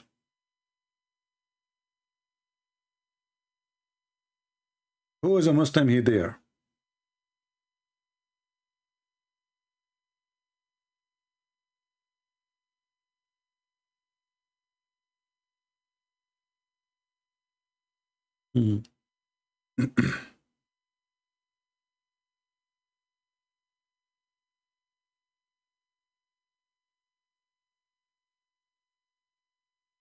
I mean, look at the Muslims. They send me text messages, and you will die laughing at what they say.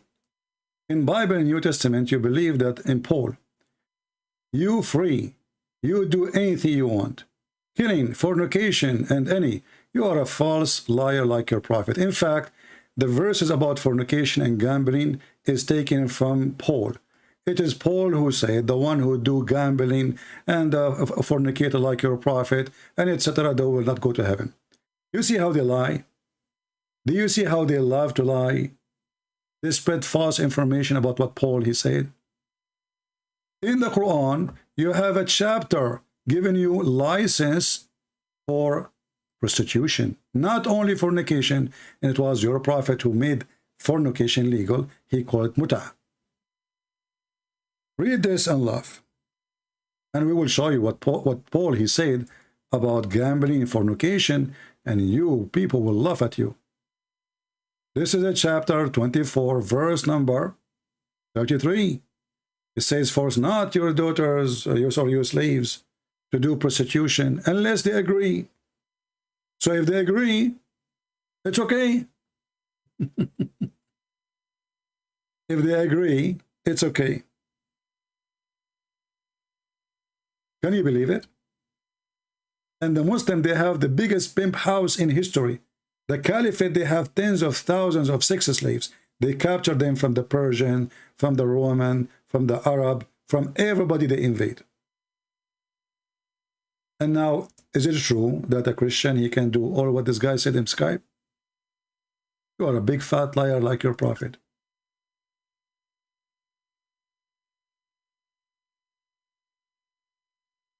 Let us open the Bible and get them busted with no mercy. Liars, liars will end in fire. You can do gambling, you can do fornication, you can do killing, you can do everything. This is in Islam, my friend. This is not in our belief. You are a fraud like your prophet. You are a fraud like your prophet. You know, I never really saw a Muslim, he knew his religion, and yet they school us. This was, I don't blame them, by the way, because this is what they teach him in their schools. I remember once a Muslim, he's a very nice guy, very, very nice guy. He came to me once and he said, I want to ask you, but I'm afraid. I said, afraid from what? He said, you promised me you will not do anything, go crazy, beat me or anything. I said, why I want to do that? I said, the question is really, I mean, I know you for long and I don't believe what I heard.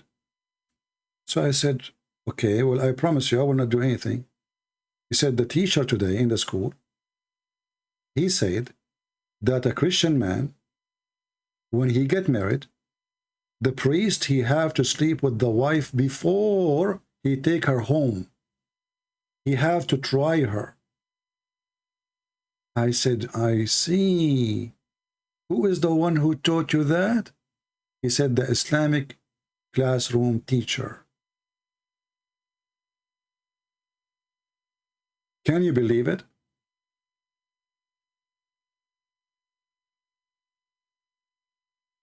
The Islamic classroom teacher teaching the Muslim kids that the Christians, before they take their wives, after they get married in the church, he cannot take her home unless the priest take her first and she spend the night with him.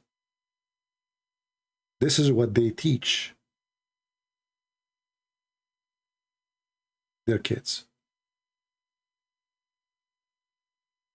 Evil, liars with no dignity. But why I'm not surprised?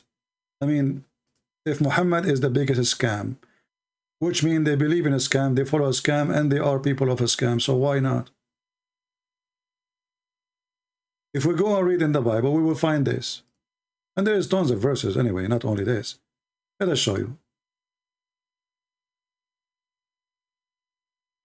How embarrassing to be a Muslim, and not only to be a Muslim, in the top of that, you are a certified liar. Let me open this. Hold on, give me a second.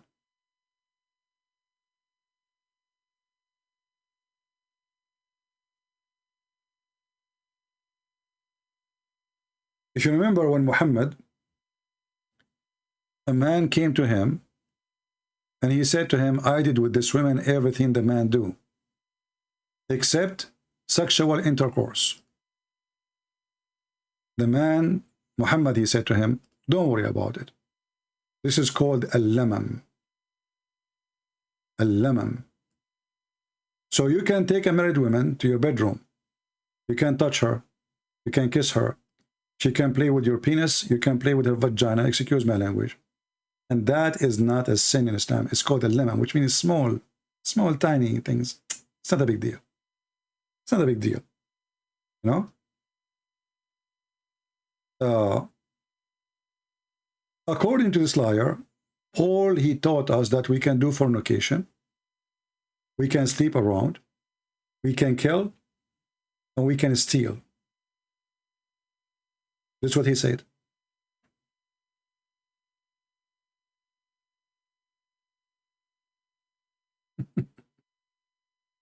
And for sure, we can show tons of verses, and people will laugh at you.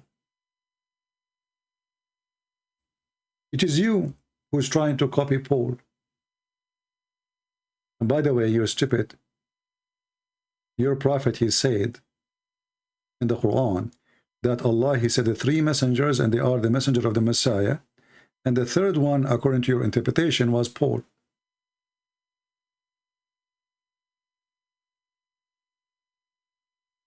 Was what? Paul.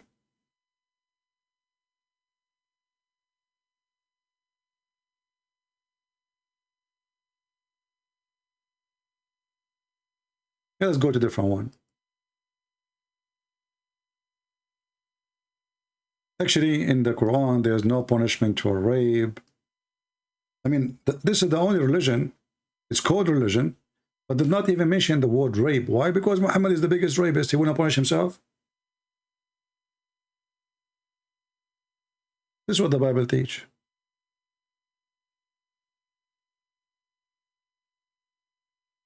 Your God himself, he asked for mortgage. He was begging for money. And not only that, he claimed that the one who give him money, Allah will double it for him in the heaven. Have you ever heard of a God he begged for money?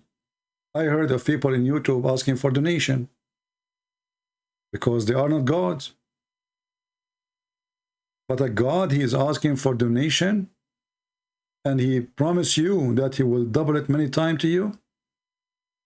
And actually he says, qardan, a mortgage.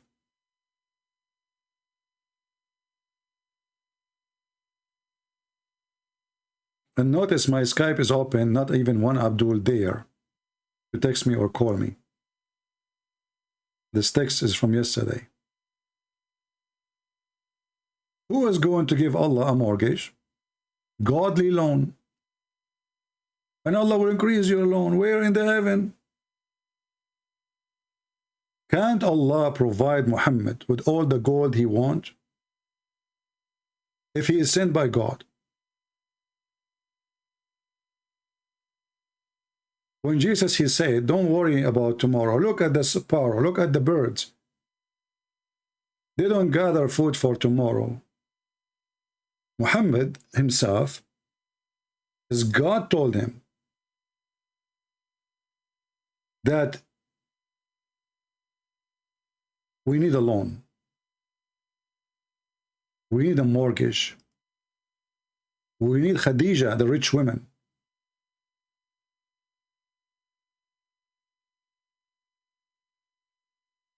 Anyway, our videos went longer than what we planned for. I made a short video. And as you see, the Muslims, they don't dare really to answer, to read. And if you are a Muslim and you dare to call me and show me where in the Bible it says you can go kill, you can go do gambling, you can go sleep around, you can do steal, go ahead. We have the 10 Commandments, you potato. And nowhere Paul, actually Paul is extremely conservative Christian. Extremely.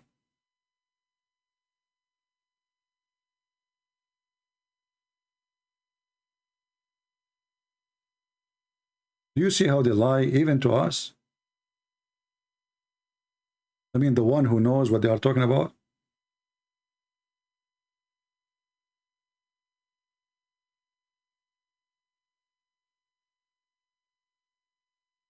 That's nothing new.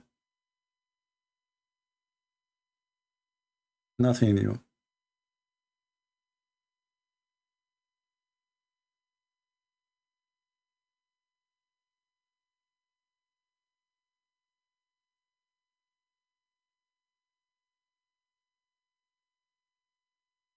Any Abdul?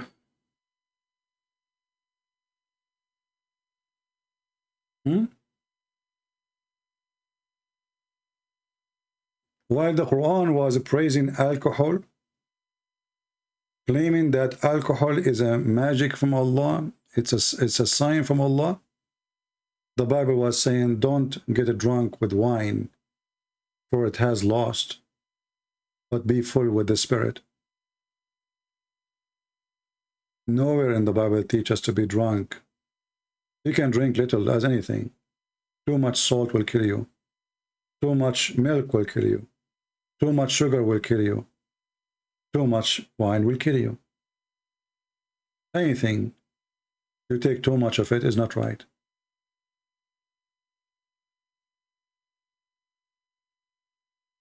Do we have any Muhammadan? My Skype is open and 0 Abdul.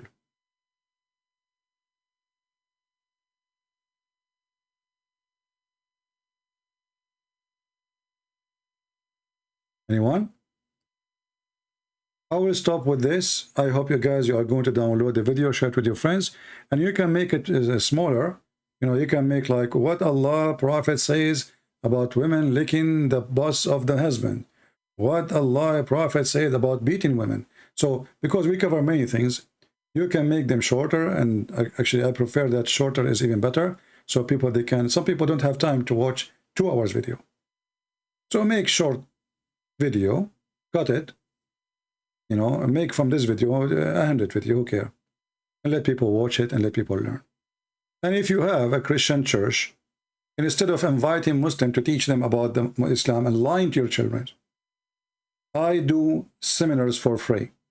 Now, I used to go and do it in person, but things became expensive, flying, tickets, etc. I am willing to do, as always, my seminars for free. We can do the seminar in private, which means not in public, not in YouTube, if you choose so, or if you choose to make it public, we will make it public. Tell your church, if you have a decent priest, and this is how you know how decent he is, if he is willing to invite me, and as you know, I don't charge for my service. It's for free. I fly overseas for free. I do seminars for free. I pay for my own ticket. Really, seminars are paid by like buying me ticket. Really. Because most of countries I went to, it was poor countries, who they cannot even afford to buy me a sandwich. So if you are, if you think what we do is important, and I believe this is very important, because the target is your children's. As you see, all of those are Christian children's, and they are the victims of Islam lies. And your priests obviously are not doing their job, because if they are doing their job, those children will not be there. Those Christians, they listen and they believe that this guy is saying the truth. Why? Because you have a foolish parents, you have a fake priest, and you have a church that has nothing to do with Jesus. The Church of Christ is the one who teach what Christ he said. Be aware of false teachers. And then you should tell the Christians who are they. And instead of being busy, Catholic attacking Protestant and Protestant attacking Catholic, because both of you became dummy and stupid, I'm talking about your priest, what about exposing the one who is deceiving your children and taking them from Christ? Who cares if you are a Catholic or a Protestant? Isn't you both believe in God the Father, God the Son, God the Holy Spirit? Isn't you both believe that Jesus is your Lord? Isn't you both believe that Jesus died on the cross? Isn't you believe, both of you, that Jesus was resurrected? But because the devil, he divided you. And the devil overcome your priest. So you are busy fighting each other. Because the devil, he knew that divide and conquer is the way. Divide and conquer. And each one of you who divide the Christian churches, he is serving the devil. Even if you do not know, he thinks he is a good Christian. That is the truth. We pray to the Lord to unite the Christians and to make those who they are blind, they are inside the box, it's called the church name, to come out of the box and to become true Christians by following Jesus only. Not a school, not a bishop, not he said, she said.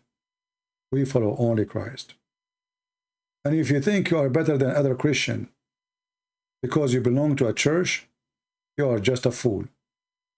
Jesus said, not everyone says to me, Lord, Lord, will enter the kingdom of my Father, but the one who do his will. And when they asked Jesus, what is the book? What is the faith? He said, the whole book is to wish to your neighbor what you wish to yourself. It's not a philosophy of a bishop. It's not a book written by an author and he have 10 degrees of the Bible. It's to wish to yourself what you wish to others. And for sure to believe that the Messiah is your way and your salvation. Otherwise, all of us, we are sinners. All of us, we commit sin. And the one who is saying we don't, or we are better, is a liar. Anyone he denied that he's a sinner, he is not even Christian. He is satanic.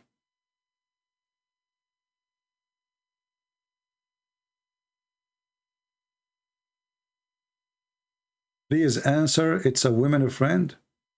What do you mean answer, it's a woman friend?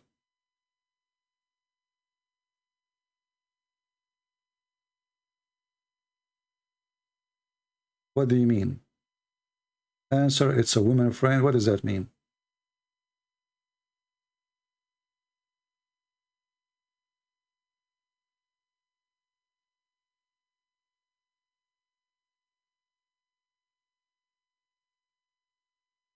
Do you have a Muslim woman, a friend of yours? She is with you in Skype? If this is the case, text me right now and I will call you. And tell me what's your name in Skype so I can check it out. You know, most of people do not know that I have like 10,000 texts in Skype.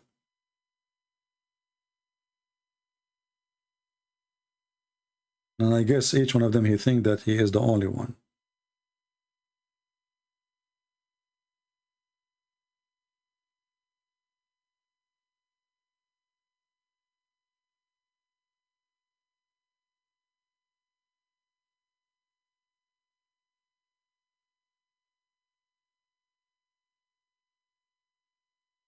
Anyone?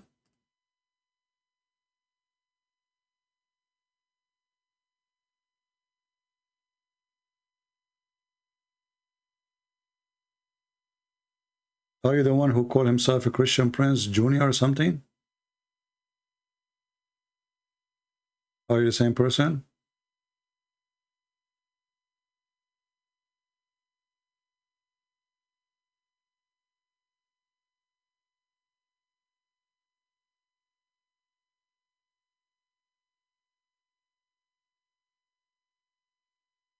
I do not need to come to South Africa. You can. If you want me to do a seminar to your church, just to speak to your church, if they welcome me, we can make it even private seminar. I do not need to fly. This way it costs me zero. It costs you zero. And we do not need to wait for 3 months or 6 months or a year to do it. Just set up a time next week, etc. And I will do it.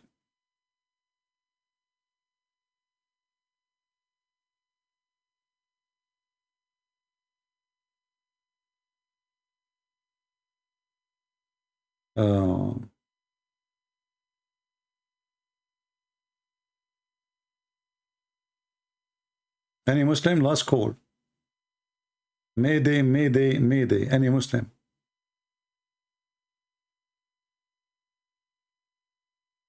Well, Eliza is a very filthy person, and we were going to block you.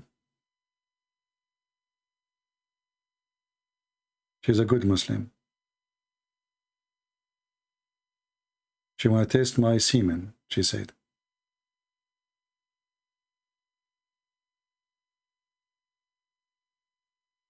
Any Muslim?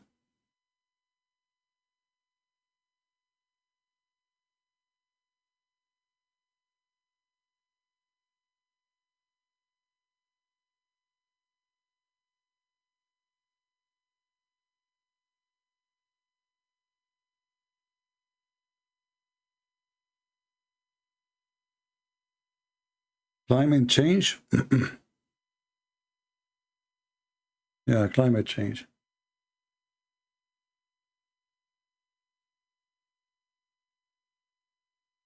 Anyone?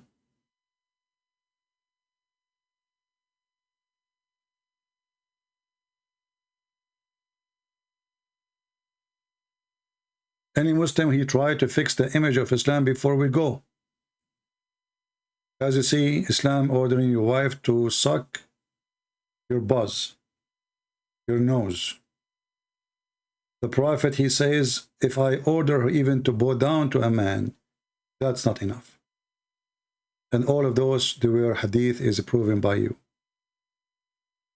transmitted by you, printed by you, and it's in your books. Anyone?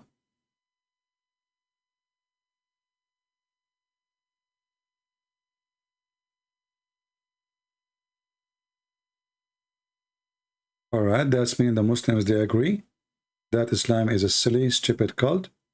And you know, this is my challenge actually. I made a video, I don't know if you guys watch it. It's like less than 2 minutes. Go watch it and share it. Very easy to share. It's like less than 2 minutes. The hadith where Muhammad, he said that women, they come in the image of the devil and they live in the image of the devil. Which one of them he dared to share this hadith by printing it in his t-shirt? Aren't you proud with your prophet teaching? Be proud and show me how brave you are. Print, the women, she advance in the image of the devil and she retreat in the image of the devil. And then I will say that Muslims really, they are proud about their prophet. And as you know, this hadith is authentic, very authentic. So you can't play the game of weak and strong.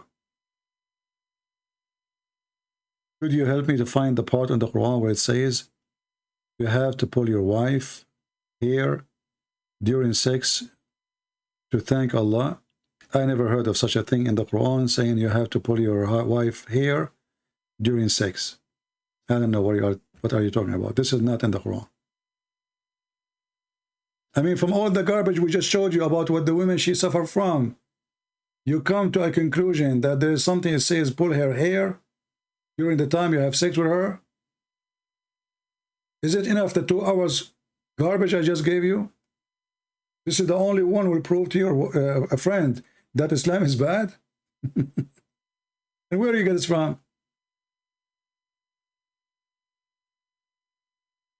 Lord have mercy.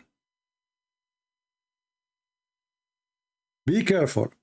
Some Muslims even they spread lies. So the fool of you will repeat them. And then when you repeat them, they challenge you to prove it. And then when you are unable to prove it, they will say, see, he's a liar. There's lies even made by Muslims against Islam.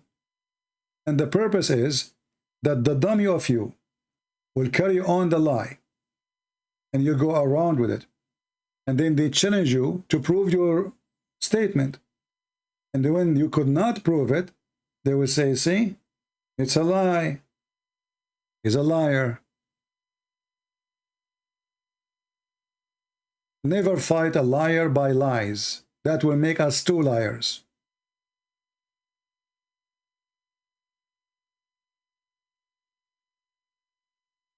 As an example, now the Russian, they made videos and they post them in Twitter or TikTok or etc., claiming that those are posted by Ukrainian. And then the same Russian who posted the same video, they have the original video which is proving that this is not true. And that will make you believe that the Ukrainians are lying. For those evil people, my friend, war is deception. So don't fall into lies. Before anyone says to you, go check it out and see if it's true.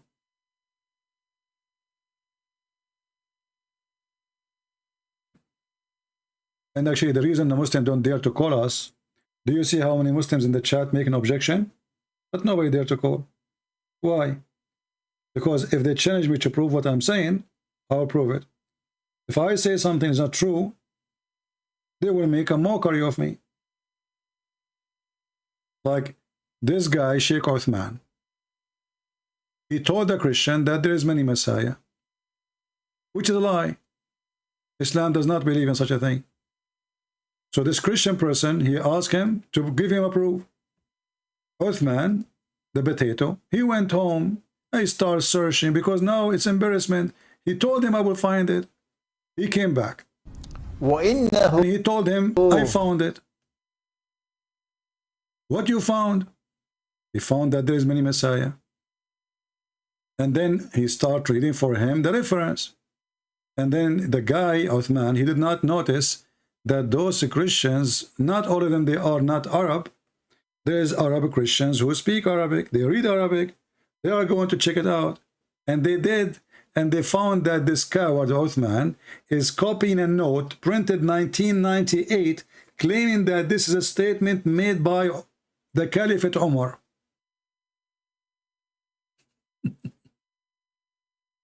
By who? By Caliphate Umar? So the Caliphate Umar was exist 1998. So he said, relax, relax, relax. Are you nervous? Relax. Here, I have it here in my hand. And you have the page. Relax. And now the guy, our friend here, our brother, he go to look for Uthman. He cannot find him. So even they made a video for him saying he's missing. He's working, unfortunately. Do you believe that multiple messages can be the Messiah according to Islam? I'm not going to debate. You don't have knowledge? Yes, you do. You're already doing Dawah. See, when now they learn that this guy is going to check the facts of everything they say, so now they don't want to answer him. In the booth there, it says, ask a Muslim. Actually, this is why I made my video. It's called, I was going to make a video. Ask a Muslim. Ask a Muslim. This is what it says. Now he is asking a Muslim. He don't want to answer. He says, we're not here to debate. I'm not asking you. I'm not debating. They will answer only if you are a fool. Clock have a hand? Oh, wow. You're comparing Allah to a clock. No. I'm asking, does the clock have a hand? Yeah, sure. So does it have a hand like my hand? No. Thank you. Allah doesn't have a hand like my hand. So now, Allah, you have a hand. Is your hand like my hand? Is the cat like Allah, the hand? Do you see the answer? Allah's hand is not like our hand. Who cares? He's a creator. He has a physical nature, but it's not like ours. Okay. Your teacher is using footnotes and thinking they're hadith. Why is your teacher using footnotes? The teacher is using footnote. I'm not debating either. I only ask questions, guys. You know me. No, but still, like, I don't like to be on camera. Like, most of the brothers you see, Uthman is the only one on camera. So we don't like to go on YouTube and like to talk. So, okay, so they have a camera recording everybody, but they don't like to be in camera. Why? Because this guy will use the camera to get them busted. If someone comes up and I'm just recording just me, it's my voice, just me, recorded on me, not even pointing at you, still no? It's no point. I think it's good. It's good for conversation. I don't think it's good. Because a lot of people don't have these conversations. They are, it's a lot of, vitriol, a lot of fighting, a lot of bad energy. But if we could be shown that Christians and Muslims could have these conversations without any animosity, it's extremely possible. It's better for you to talk to Sheikh Uthman because he's not here. That has knowledge, right? He's not here. You guys have knowledge too. Next week. You don't have knowledge? Not really. Yes, you do. You're already doing Dawah. So you can literally tell me why I should become a Muslim. You can tell me that, right? Have you read this one? You tell me? No, I don't. What is that? A brief illustrated guide to understanding Islam. What is it about? I would. Don't ask us a question. We will give you a brief guidance to Islam. He will not answer. If you are a person who do not know, but this guy now became known for them.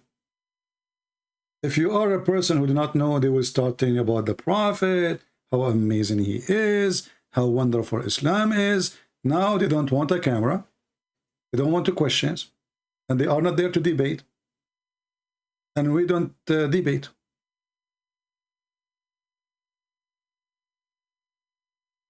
I'd rather talk to from the horse's mouth. That is how I learned. Asking me, yes. So don't read it up. I have you right here. This is better than me. Okay, let me ask you this: why, as a Christian, why should I be a Muslim? Just give you a book. No, I'm okay. Avery, we're not here to debate, bro. I'm not here to debate either. I'm not here to debate either. Well, look, Sheikh Uthman's coming next week. So You have to okay, come back. no problem. Because you guys are being here. I'm here all the Prefer to talk time. to people that want to learn. You see, look, I've been here for a long time. Sheikh Uthman has been missing for a few weeks. I've been trying to on Mother's Day, conveniently, Mother's Day. We don't celebrate that. But yeah, exactly. But yeah, I know. So, but I do, and so I wasn't able to be here. But I was here 2 weeks in a row, and you didn't show up. Because we were in Ramadan and then Ramadan was over last week, or the week before.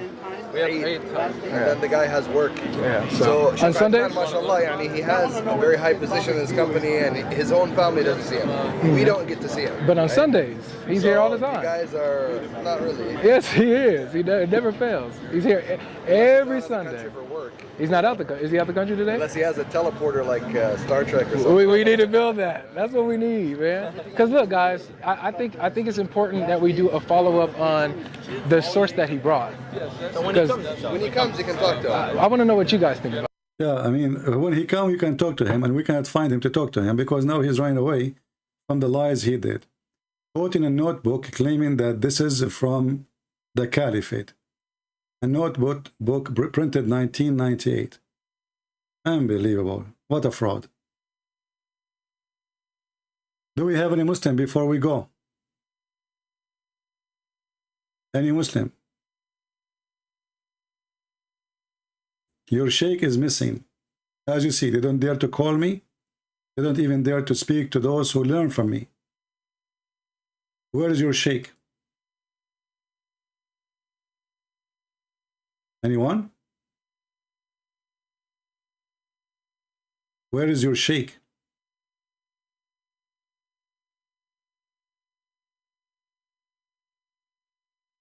Any Muslim?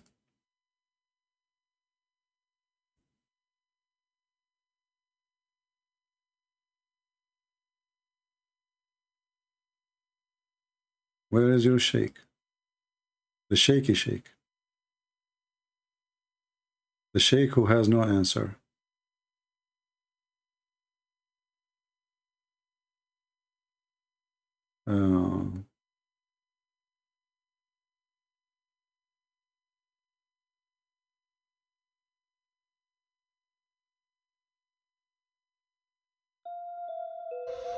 Hey guys, look, something's really been bothering me.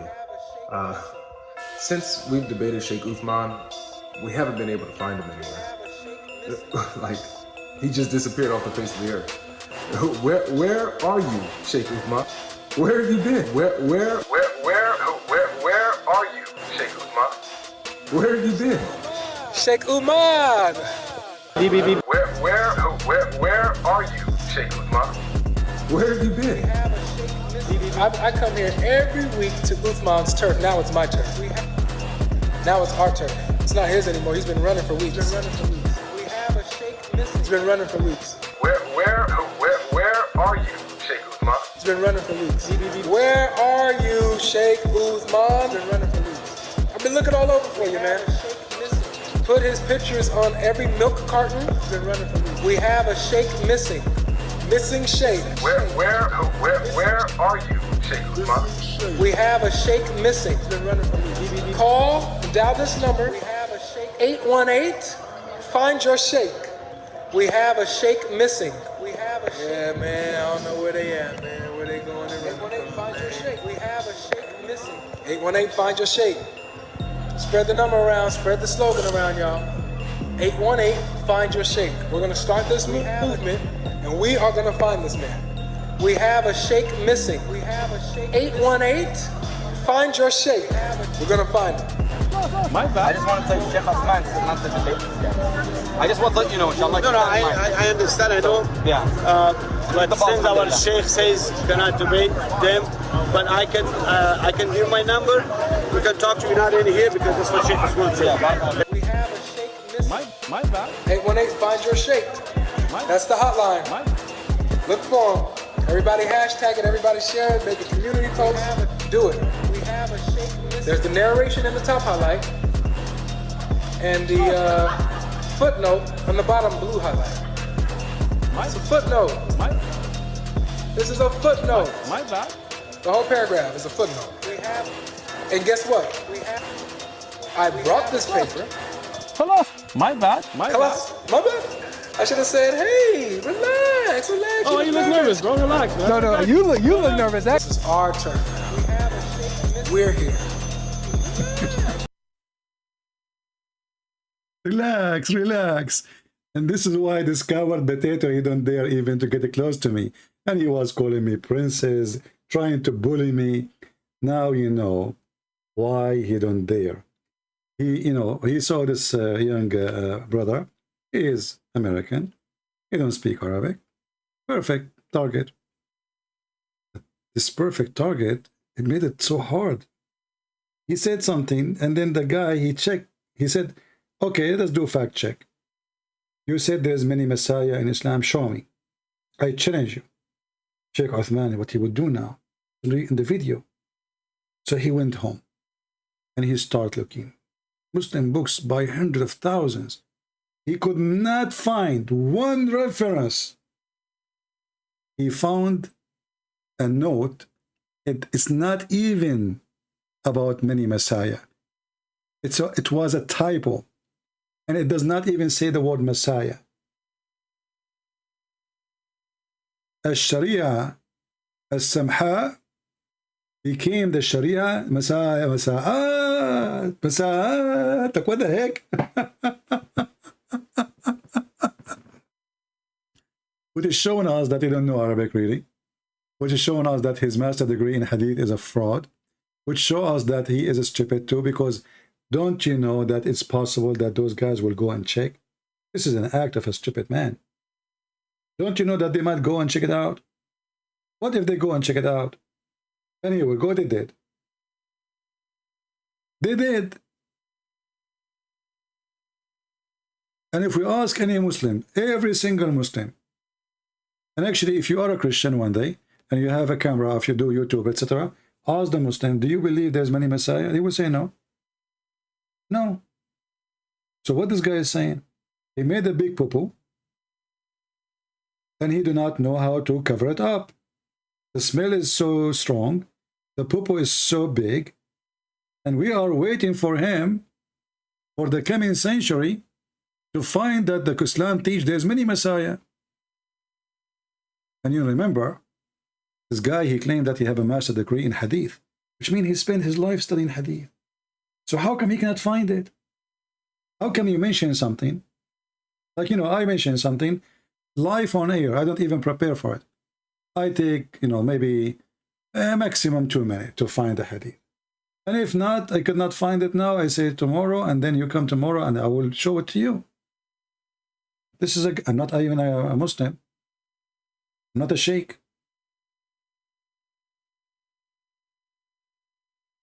And if something is not true, I say right away it's not true. Like the guy, he says to me, there's a verse in the Quran says you can pull the women hair. I never heard of this. If you know it, teach me. For me, I don't remember ever heard anything saying like this in the Quran. But maybe I'm mistaken. Teach me. I don't mind if people teach me. Here is a Muslim. Look what the Muslims are busy with. They are not busy with their prophet is a child molester, or a prophet is a thief accused by stealing underwear. He is asking, why is your God 3 in 1? Why not 5? Hey, Abdul, this is the good question. But now you will cry when I answer you. As long as you are a person who says why, that's mean we can say why too. Can we? Why your God is 1, not a 3? I mean, stupidity is beyond imagination. As long as you are asking, questioning God, how he can be and what he can be, then we can question your God too. Why? Why your God is 1, not 1 and 3?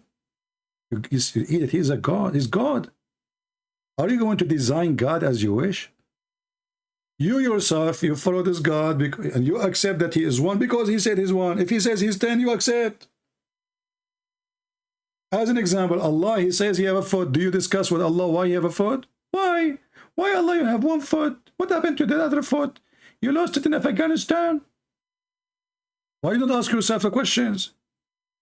A person who questioned the nature of God, then he should question the nature of God.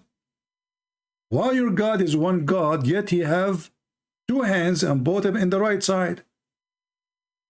How one God, he have no spirit, which means he's dead, he's a concrete. How God is one, yet he says, I will take a partner from ourselves. Why? Why God is 3 and 1? Well, God, he said, I am 3 and 1. You want to redesign him? Why we have one son? Why not two? Hold on. The Quran answered that. According to your stupid God, there is 2 east and there is 2 west because there is 2 sons. Is that true? This is your silly God explaining the sun in the winter and the sun in the summer. So Allah, he thinks there's 2 sons.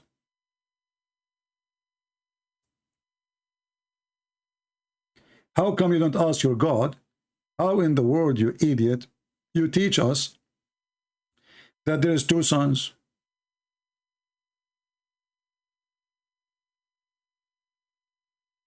Let us see this verse here. Huh? Chapter 43, verse number 38. I wish I'm far away, as far as the 2 east and the 2 west, where we can find those. This is the God who is one God. You think there's 2 east, 2 west? What about this one? Allah, he claimed that he is the Lord of the 2 east and the 2 west. How he became their Lord? Is that a location? Where we can find the 2 east? Huh?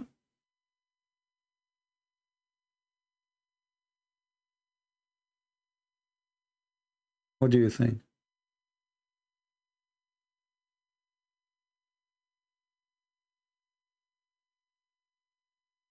Any Abdul? My friend, wise man, we saw it, we saw it. We saw it. There's no need to repeat 1,000 times. 2 east, 2 west is literally device. Even Christians use it. Show me where the Christian they use it. So there's no 2 east, there's no 2 west. So how Allah is Lord, the 2 east and the west? If there is no such a thing. Okay, I will go with you. Who can explain the Quran better than Muhammad? Nobody, right? Who can explain the Quran better than Muhammad? You? Muhammad. Where the sun goes every day. So you are worried about the God, if he is 1, yet he is a 3 in the same time, and how that can be. Well, he is almighty. You cannot tell him what to be, what not to be. He designed you, he made you. It's not you who want to made him. Look what your prophet said. And this is approved hadith. Even Fufu, he said this is Sahih. Yes, yes, apostate prophet. The prophet, he got you busted with this one. Yes, this is a Sahih hadith. And and not only that, he refuted you there. So let us see what it says.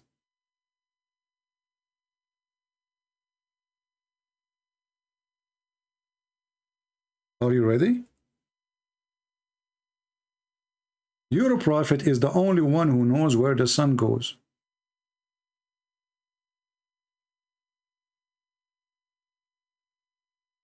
According to your prophet, every day the sun goes from the east to the west.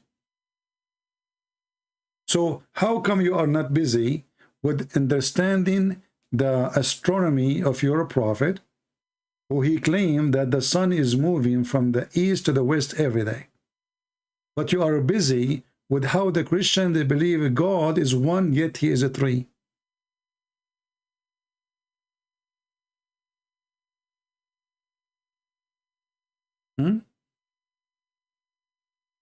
Are you there? Is that a Sahih hadith? This is Al-Bukhari. And even your Muslim friends on YouTube, those who hate me to death, they agree. This is Sahih. There's a video called Annihilation to Apostate Prophet. Go and see, and the Mimi and the Fufu and the Dudu saying this is Sahih hadith. So what you will do now? How this person who do not know even where the sun goes, he can tell you who is God?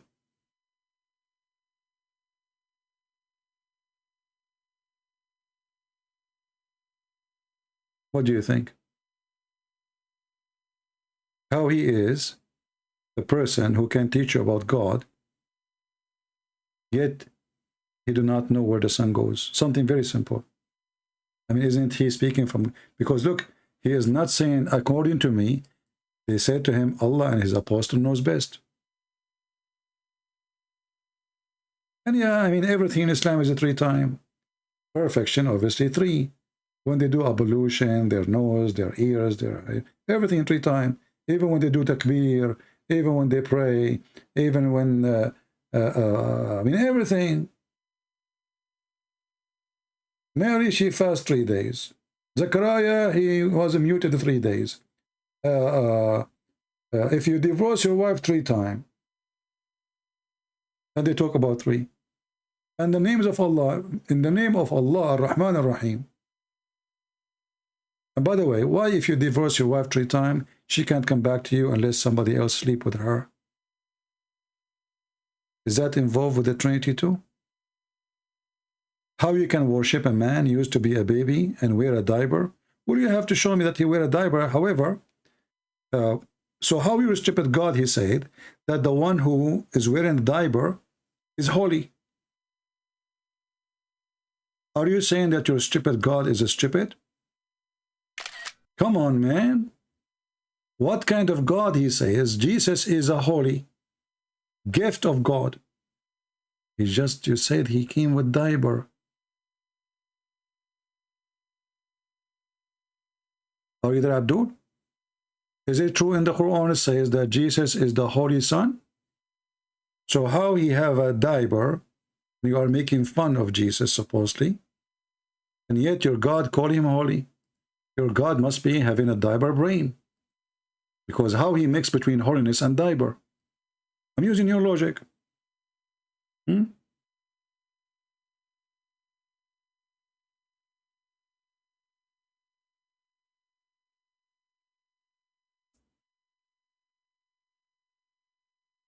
Read and laugh.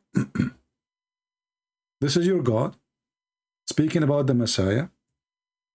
And, you know, we will laugh now. And what you will say, I don't accept that. Huh?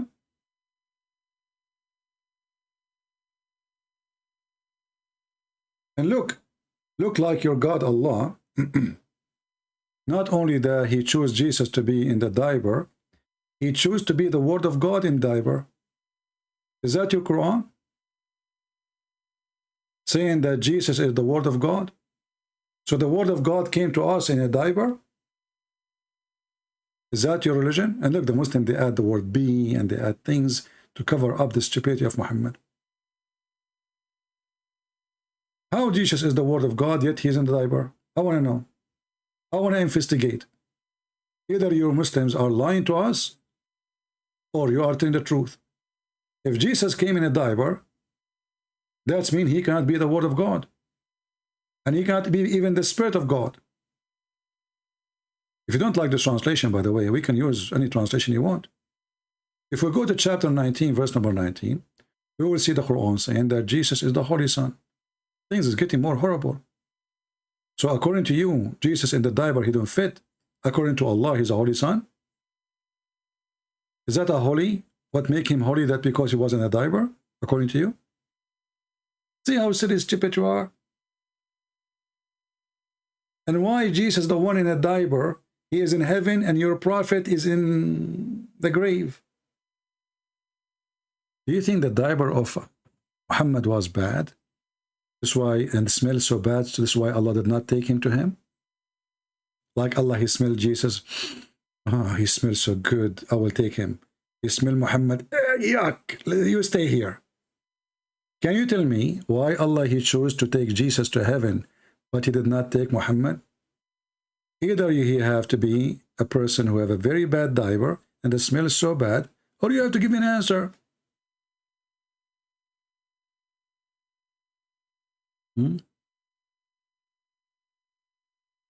Look what this guy is saying. All a Christian that even stand slide in this guy way of destroying Islam is not follower of Christ. Why? Be careful.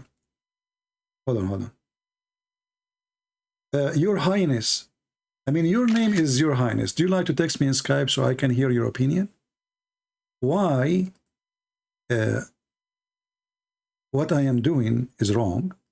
And let me show everybody what you said. You see here, we don't oppress comment of people who oppose us. We use it for our benefit. Look what will happen now. All a Christian that even stand slide in this guy way of destroying Islam is not follower of Christ. You're just stupid. You just admitted that I'm destroying Islam. Who care about the way? You just admitted that you are a potato and I am the one who can destroy Islam. So how I'm wrong and I'm destroying Islam? I will make your idea more clear. I have a poison to kill rats.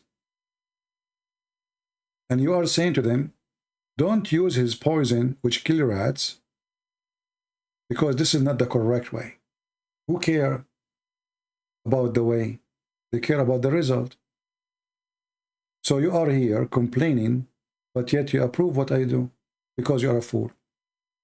And the rat here is the poisoning of, the poison, and the rat present for us false teaching. So look what happened. Be careful. Christians of even slide standing on this man way of destroying Islam. You repeat the same thing again and again. So I can destroy Islam and you cannot. You are a potato.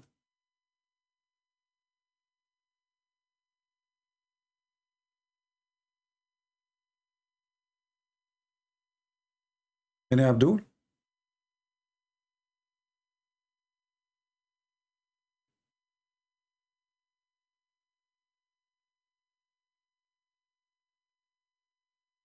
What, he don't mean to say what he said? I mean, he said that this is not a Christian way. Right?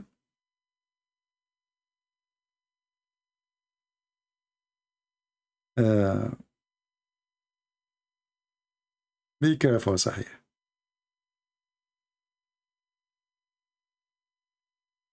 Be careful, guys, in your comment. The Muhammadan, they will use it against us. So, listen, Abdul. They want to make any excuse to take our videos down, as you know. I destroy Islam and no Muslim can debate me. Why that is hurting your feeling, Mr. Your Highness? What is your problem? He don't stand your way? I don't know, what does that mean? Okay, so no, look what he said. Let us open the interpretation of Ibn Kathir to understand what he is saying. All a Christian that even stands slightly in this guy way of destroying Islam is not followers of Christ. Oh, he mean the opposite, you mean? Oh, this is mean my English is bad? Okay, maybe I got you wrong. I apologize. As you know, English is my 711 language. Stand slightly. I was looking, what is stand slightly? Or maybe he is not actually speaking against me. Oh, okay. Misunderstood. Well, I always learn how to misunderstood comment in English, you know? Like, I remember when I was in the school and I met the first girl in the school and I came to the classroom and the teacher, he said to me, I just came to the classroom on the first day. He said to me, here we have a groups, so you have to join a group. And I said, okay. And I was sitting just next to a girl. So the teacher, he just finished teaching and I said to her, can I be with you? She looked at me and she said, I'm lesbian. I said, oh, okay, nice to meet you. Second day, I saw her in the cafeteria in the morning. So from far away, I say, hey, lesbian, how are you? Like now I have a friend in the school. This is the only friend I met yesterday. Hey, lesbian, how are you doing? She came to me in the speed of light. She said, what you are saying? Why you are screaming like this? I said, what? She said, why you are calling me lesbian? I said, yesterday, introduced yourself to me, and you said, by the way, I'm lesbian, and I told you, by the way, I am, etc. So what's the problem? She said, lesbian is not my name. I said, so why you? She said, you told me you want to be with me. I told you I'm lesbian. I said, yeah, I told you I want to be with you. The teacher, he said, I need to join a group. Didn't he say that in front of you? Just 2 minutes before he leave? He said to me, by the way, you need to join a group after he finished the class. And right away, I said to you, I want to be with you. So I apologize for your comment, misunderstanding. Forgive me, please. By the way, she is lesbian. And why she get upset? I mean, if lesbian is not, no comment, no comment.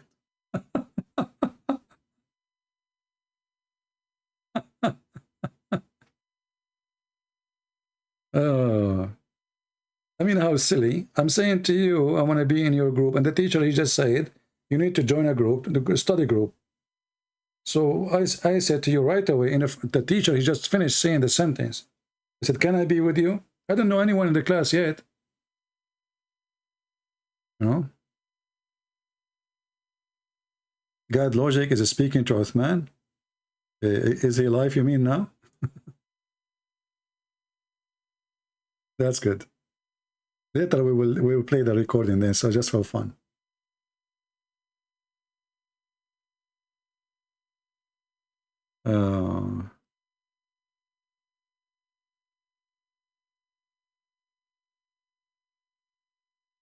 Okay, hold on, let me see what's happening there.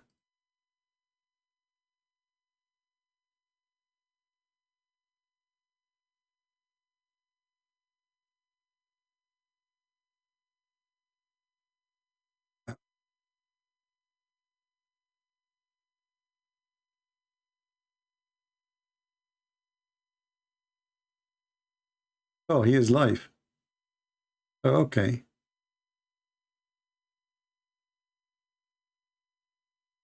But I see that the broadcast is not coming through. We have difficulty with the streaming.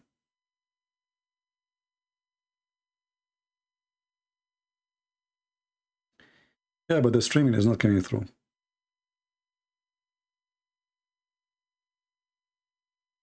Anyway, maybe later we can play if he recorded. Do we have any Abdul want to say anything?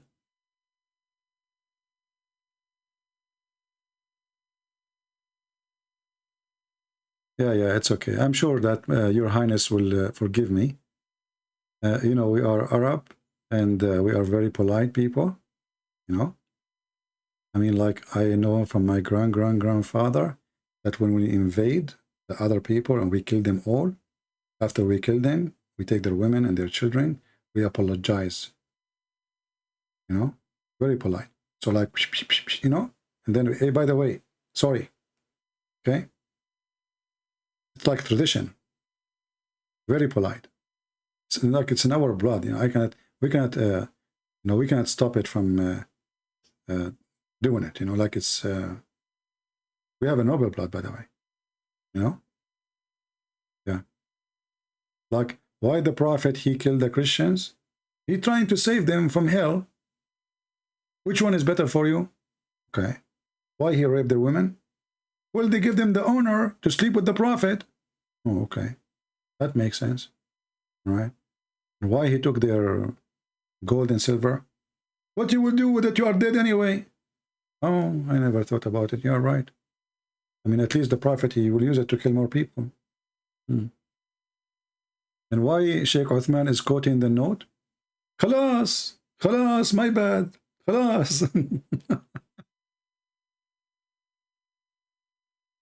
All right, Your Highness. So sorry. Well, because always I receive, you know, negative comments about how I do things. You know, I did not understand the word you said. As you know, in my English is very. By the way, I used to teach in Oxford University, but they told me you can teach only when the school is in vacation, and the reason for that, they don't have enough room for me.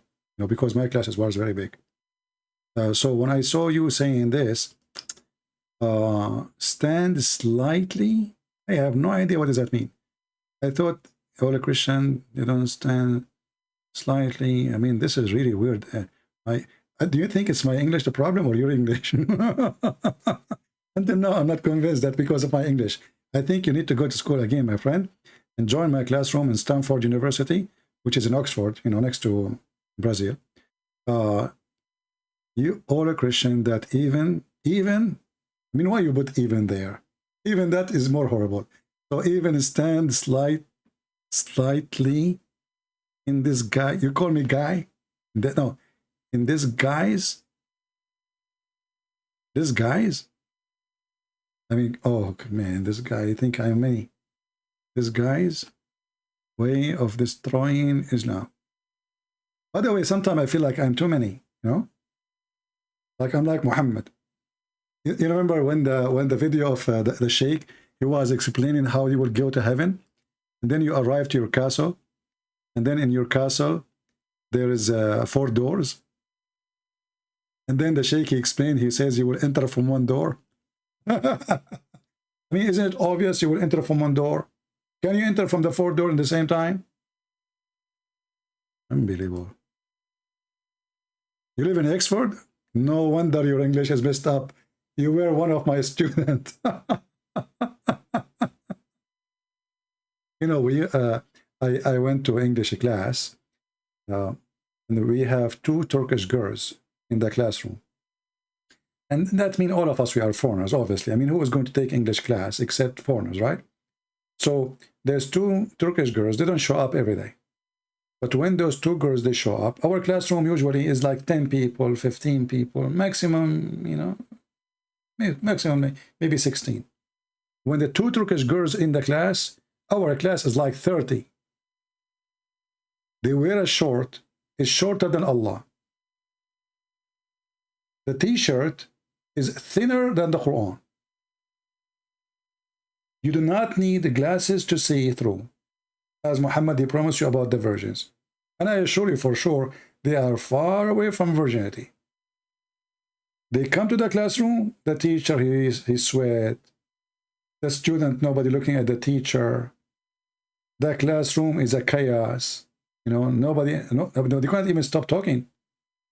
They leave the classroom is empty. And then the boys, one after one, they come to them. So you are from Turkey, huh? If you need anything, listen, no, anything. Okay, this is my phone number. Please, if you need anything, okay? By the way, I have a car, okay? And then the other guy, I mean, one after one. And the teacher, who is really good teacher, you know, he's like polite. He said, hey, come on. Please stop doing what you are doing. And he was looking at their legs. I mean, even the teacher.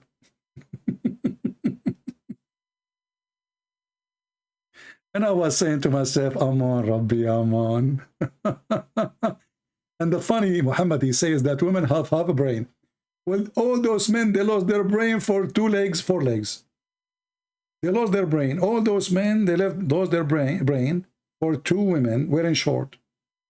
But I have to be honest with you. It was really a really short.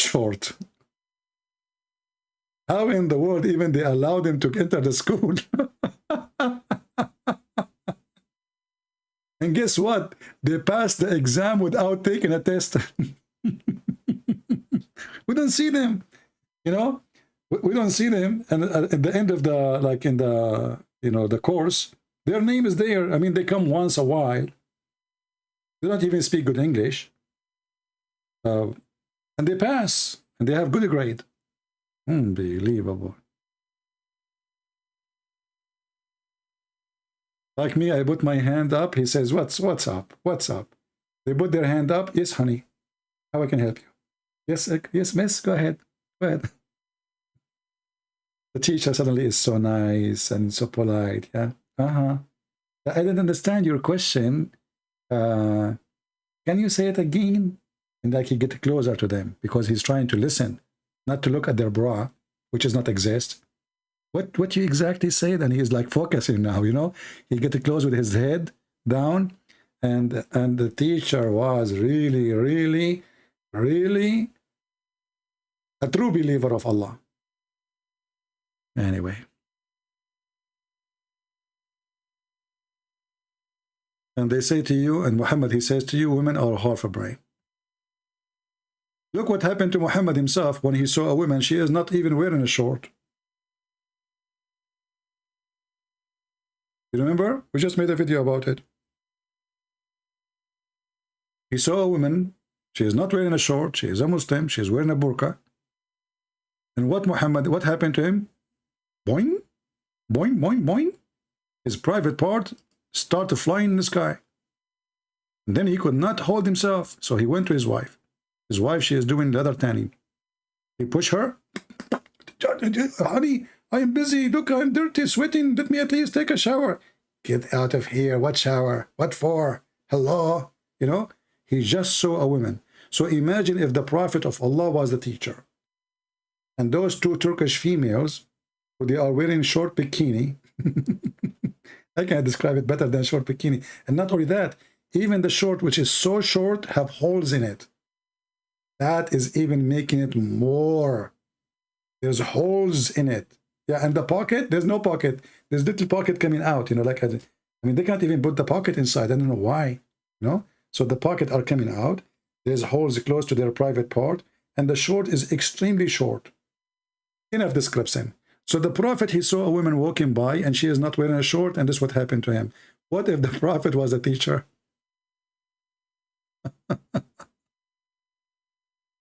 And me, the poor me, nobody asked me, how can I help you?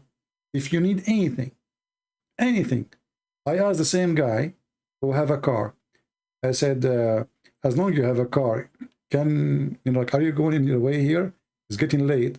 And if you are going in the same direction, I can go with you. He did not even answer. You know, like, he turned his back and he kept going. But to the girl, he said, if you need anything, anything, okay? By the way, I have a car. Yeah. Change the topic. You close your ears. My friends, you are doing the wrong thing. You have to close your eyes. All right. Do we have any Abdul?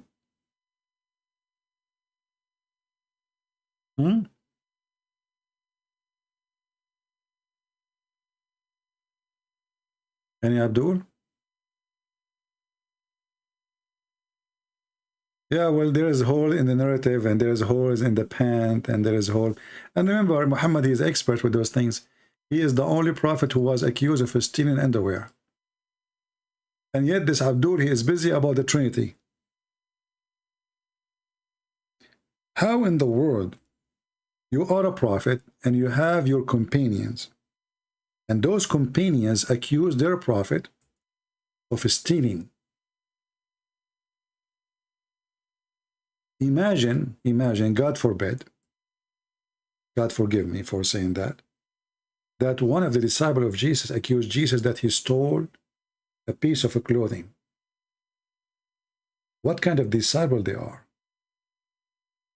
You see what kind of, you know, the person in the Middle East, we say, tell me who is your friend, I will tell you who you are.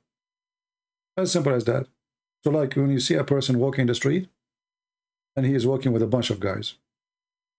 If you do not know him, you know his guys, the friends with him, then you can judge right away. Because if he's not like them, he will not walk with them.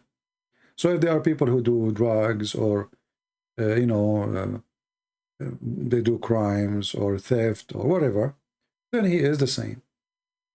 If there are people of education, you know, nice people, etc., then he will be the same. Tell me who is your friends, I will tell you who are.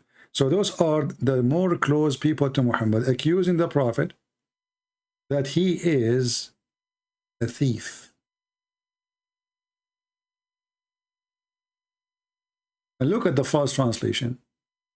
No prophet could ever be false his trust in any person. This is really what the verse is saying. Let us change the translator. This is Yusuf Ali. Let us see Hilali and Khan. Trust? What trust? what those people are talking about. It's not for any prophet to take illegally part of the booty. You see, guys, in the other translation, it's not for a prophet to trust. What to trust?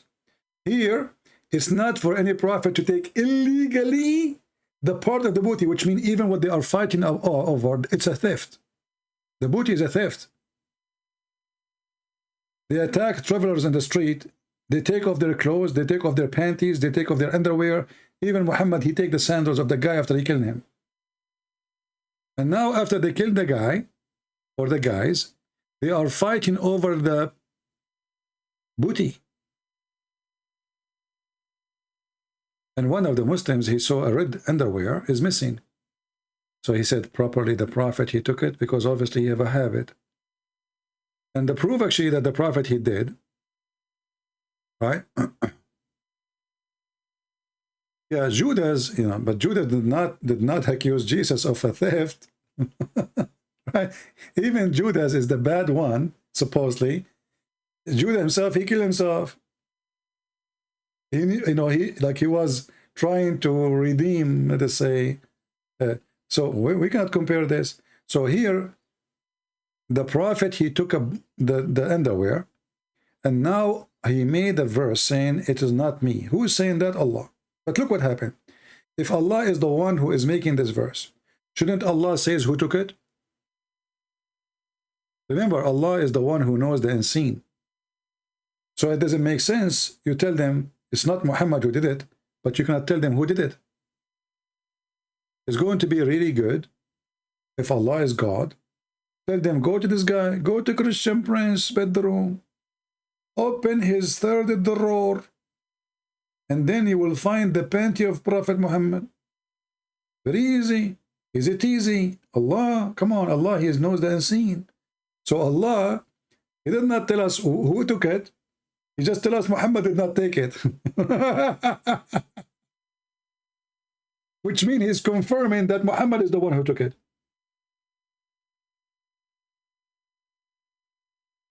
This is a confirmation, actually, that Muhammad is the one who took it. Because if it's not Muhammad, then who? Why don't tell us? Why do you let the one behind the accusation to let free? Shouldn't he be punished? A person who is in the group of the Prophet accusing the Prophet, this person should be punished. Or he is causing the accusation.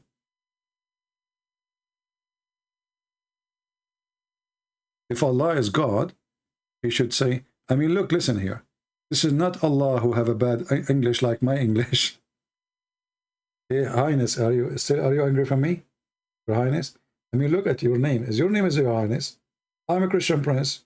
So both are from the same family, my friend. Come on, let it go. Khalas, my bad.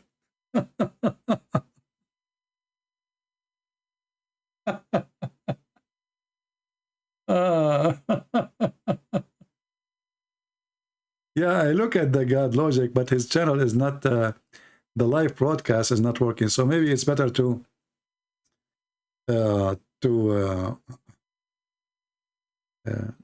play the recording. Okay, I see now it's working. Maybe let's see. Say I'm sorry. Don't say Khalas, my bad, but say I apologize. I have a responsibility for truth, and therefore I was wrong for quoting this. And then let's move on in the conversation. That's what you need to do. You have the responsibility of that. Now, when it comes to what you just brought, this is hilarious to me. You brought Quran verses. Chapter 3 is the first one you quoted. Is that correct? Or chapter 5? Which one did you quote? All right, chapter 5. So you quoted chapter 5, which says that the Messiah, Jesus, the son of Mary, nothing but a messenger, right? That's what you quoted, correct? Right. Can you pull up the verse? Let's look at it. What an embarrassment. Why? Is force him to say sorry. I'm what? Najis. We're najis. You're not in a, yeah. Sorry. What is a najis? What is that? Najis, you haven't made ghusl. You haven't done. What is a najis? What does that mean? Najis is you're not in a state of purity. Only people. So you're calling me dirty? It's actually filthy, dirty. Filthy, yeah. You're calling me filthy? Yeah, you don't know kafara najis. I love it. Good. True colors is coming out. True colors always been True colors is coming out. Okay. Man, we was friends too. He says that. You're not najis. No problem. You're saying that this tells you what the Messiah is? Sure. No, it doesn't. Oh, it doesn't. All it did was describe to you Jesus, what Jesus is. It doesn't tell you that the Messiah is only supposed to be a Messiah. The Messiah. The Messiah, Jesus, son of Mary. Exactly. So it's identifying who the Messiah is, and then says that this person, Jesus, is nothing but a messenger. It's almost like, I'm not done yet. I'll give you a turn. Relax. Don't be nervous. Relax. Okay, then just chill. All right, so now it's almost like me saying this. If I say the king, Jerome, is a black man, does that mean that I'm describing the title the king, or am I describing Jerome, who happens to be the king? Which one am I describing? The king or Jerome? Please. Just a quick Your statement is wrong because it doesn't say Al-Masih or Rasul. This is your problem. No, you're an answer. You didn't answer the question. I am answering. Listen, it doesn't say Al-Masih or Rasul. Al-Masih ibn Malik. It says Ma Masih. Ma, what does it mean? Ma al-Masih? This is your ignorance. No, it's not my ignorance. What you're doing is Let me speak.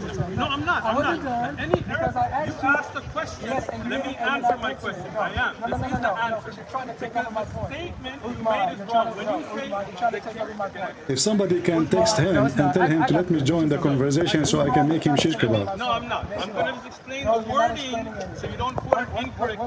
What is the math for? What verse number is it? What the math for? You can buy that. 75. So I'll quote from the English Quran, so we can see exactly what it says. The Messiah, You can follow along if you like. son of Mary, is no more than a messenger. Exactly. So no, it's 575. I'll let you go. I'll let you go. More. When you No Actually- problem. Bro, this is you asked a question and you won't let me answer. Actually, you wanted me to speak. They'll give you a free one. Because They you won't give quoted you it you're wrong. trying to take over the point. quoted No, it I didn't. wrong. You So, did. But they You have missed the English man. versions on their You table that skipped they'll let over you the know. man. That's No, what I I'm trying didn't to skip You that. did. You said the They won't king give you one. is a black man. That's not the way they're beginning. That's exactly how it is. Because I'm That's filthy dirty. exactly how it is. No, you So, missed the Nafi. No problem. Look, No problem. No problem. No, I'm just speaking. I'm going to Thank you, and I'll give it to you. So this is what's interesting. It says here, the Messiah, Jesus, son of Mary, is no more than a messenger. Does it say that the Messiah, that's title, the Messiah is supposed to be nothing more And than a that's what he messenger? said. Or is it describing the person who happens to be the Messiah, who's no more than a messenger? That's all it doesn't tell you nothing about Messiah. It just tells you about Jesus, who happens to be the Messiah. The same way, if I Why would said you the set up a King booth and Jerome hand out Qurans is nothing to but a people black that are man. dirty? If I'm not describing the title of the king, Yeah, no, I I'm know, it's describing filthy. the person Jerome who happens to be the king. Go ahead. Just ask him, okay, show us where there is many Messiah. As before, let us solve it. The coward, he went and he looked all over. He could not find any reference except a notebook, which is not even saying that. Right. No. Truth be told, Like the one he has in his hand? The whole thing you're trying to do about Al-Masih is to take Jesus to a level other than being a messenger, right? And the fact of the matter is, this verse destroyed your whole argument. Because it does not say Al-Masih is a Rasul. It says Mal-Masih. He is not, meaning that with the title of Al-Masih, with Al-Masih, even Al, right? Again, you're interrupting. You stupid idiot, this is all over. Al-Masih, it means there's only one Messiah. Chapter 4, verse 157. Chapter 4, 171. Chapter 4, verse 172. Chapter 5, verse 117. Chapter 17, verse 17. Chapter 5, 72. You see the liar? So now he's saying the word ma. The ma is just to give you that there's no exception except he is a messenger. But still he is the only Messiah. You see the coward? You see the fabricator? You see the liars? With the title, I did not interrupt. Sorry, guys. Even with the title of Al-Masih, Yeah, that's what it said. They're sending me messages right now.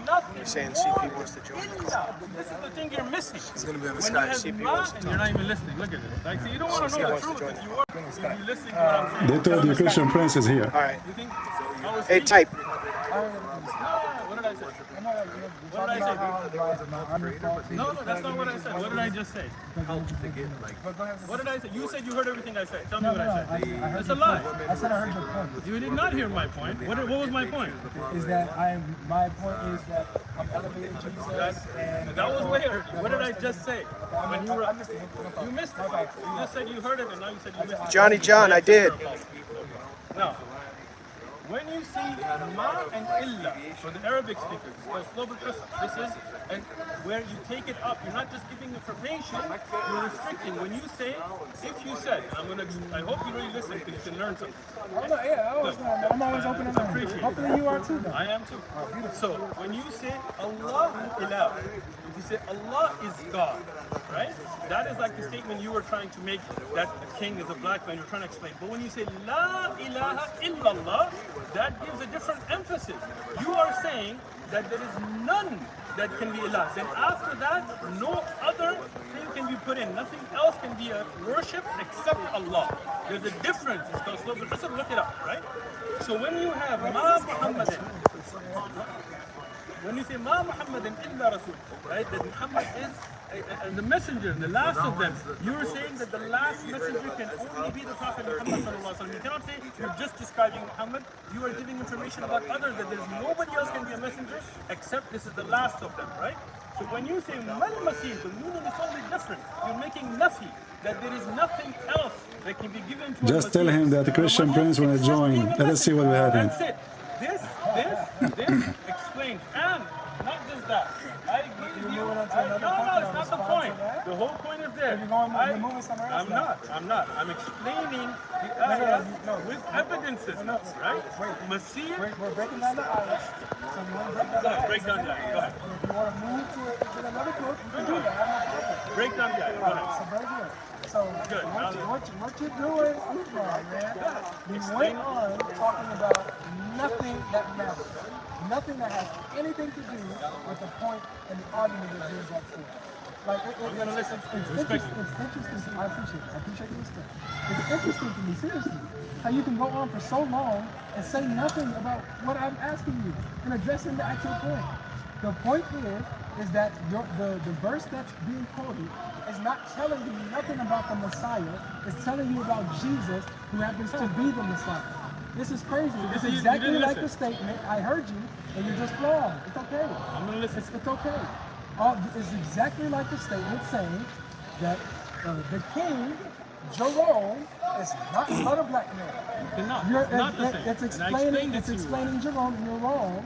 And it's a fallacy. Did you understand the La ilaha illallah? It's okay. Did you understand the Ma Muhammadin? They're not bringing nothing that has to do with the statement being brought. Didn't listen to any. No problem. Didn't listen to any. So if you want to hold that, we'll let the audience decide. We're describing Jerome, who happens to be the king. No. It's describing Jesus. Not you. Are you interrupting me? I appreciate the apology. I appreciate it. So we're describing Jerome, who happens to be the king. And in the verse, it's describing Jesus, who happens to be the Messiah. It tells you nothing about the Messiah.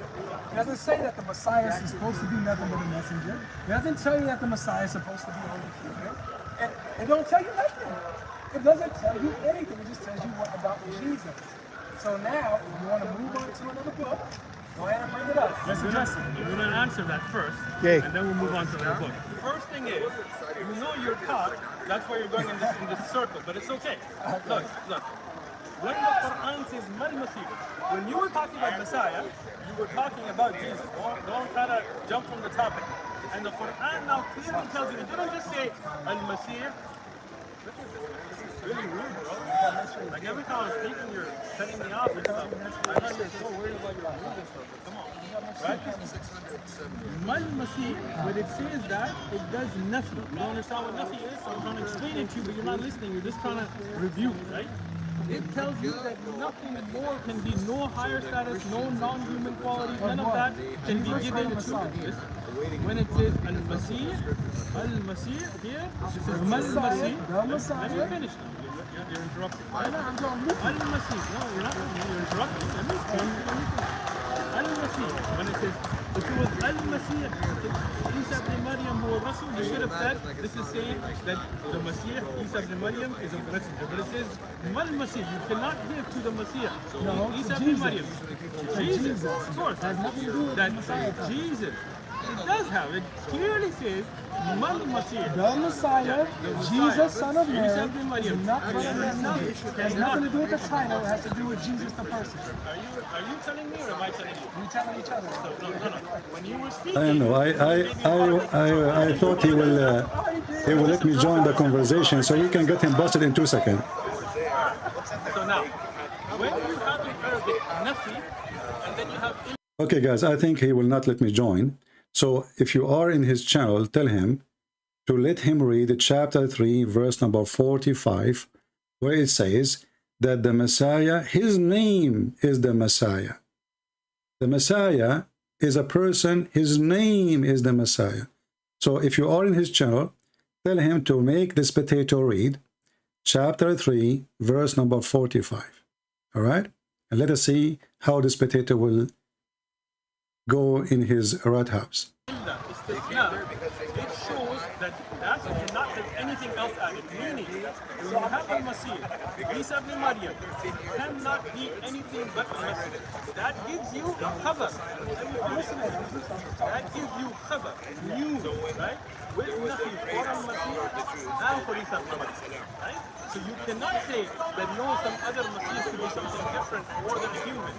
Because if it could be, you couldn't use Nafi and Ilmu. Then you would just say, Isa ibn Maryam huwa Rasul.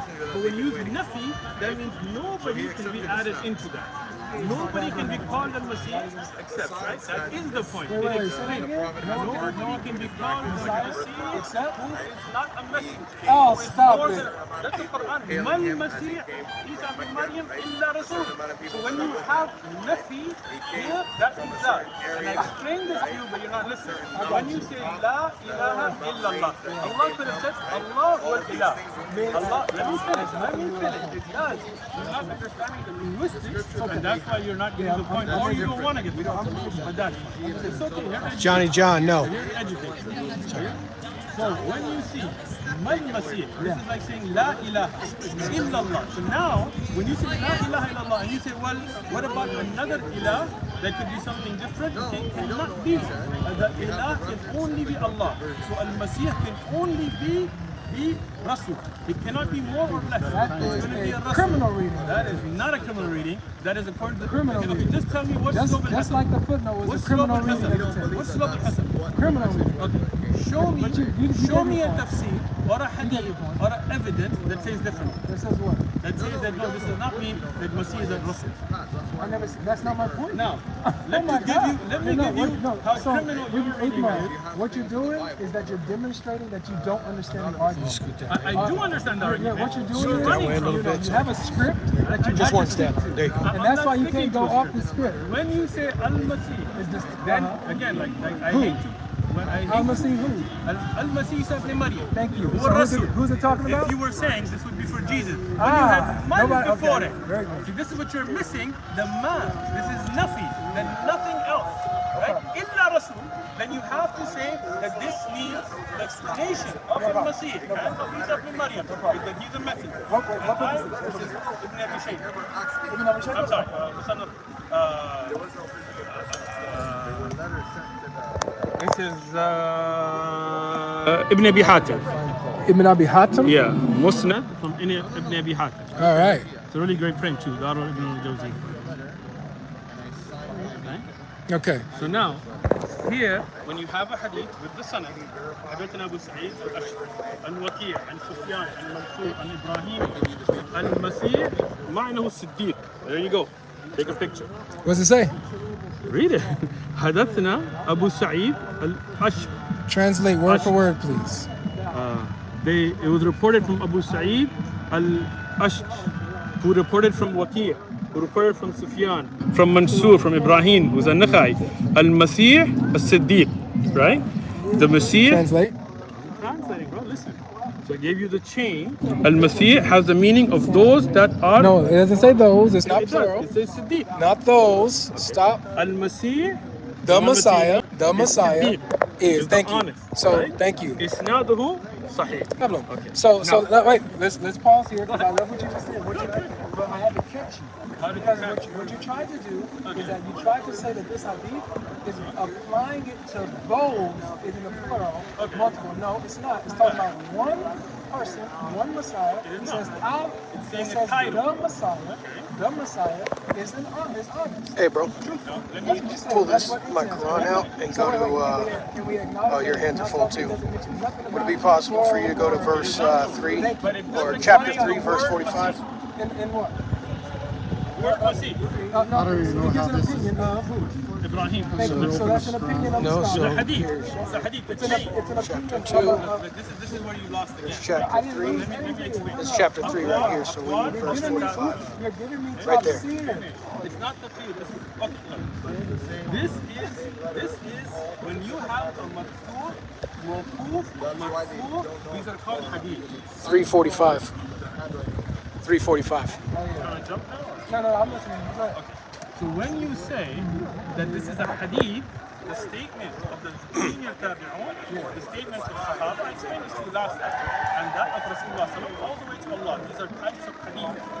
You use those ahadith. Again, Shakala tafsir. You use those ahadith for tafsir, to understand concepts. When you ask for hadith, and I told you about it last time, and I gave a different opinion.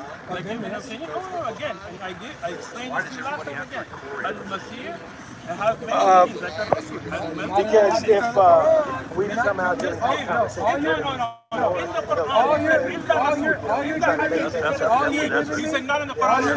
so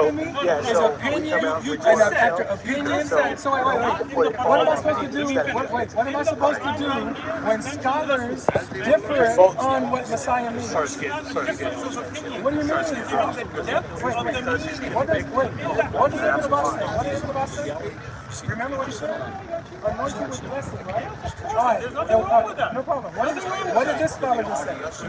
Those that are on it. No, not those. Stop making it plural. I have to keep catching you. Yes, I do. I have to keep catching you. If I say, pause. I wasn't done. You cut me off.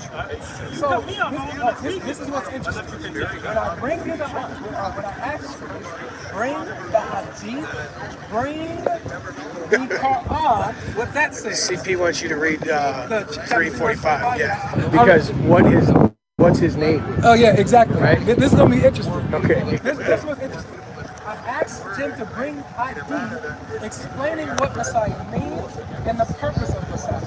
What you keep doing is showing me different opinions, tafsirs, explanations of different people, different scholars, maybe containers or something like that all defer on what the Sheikh here said they have no answer. This is why you have to keep shuffling from scholar to scholar. This is bad. But here's another thing about this. Is that the verse that we read last time? Yeah, so instead of him, and this chapter 3, verse 45 of the Quran. This is what it says. When I don't even know if it says angel or not. When the angels said, "O Mary, indeed, Allah gives you good tidings of a word from Him, whose name will be the Messiah." Jesus, son of Mary. You can't find nobody. His name will be. No. Can you admit that there's nobody else in your hadith, in your Quran, that's the Messiah? Can you admit that? Yes or no? Please just be honest. Yeah, we can call it Finish speaking.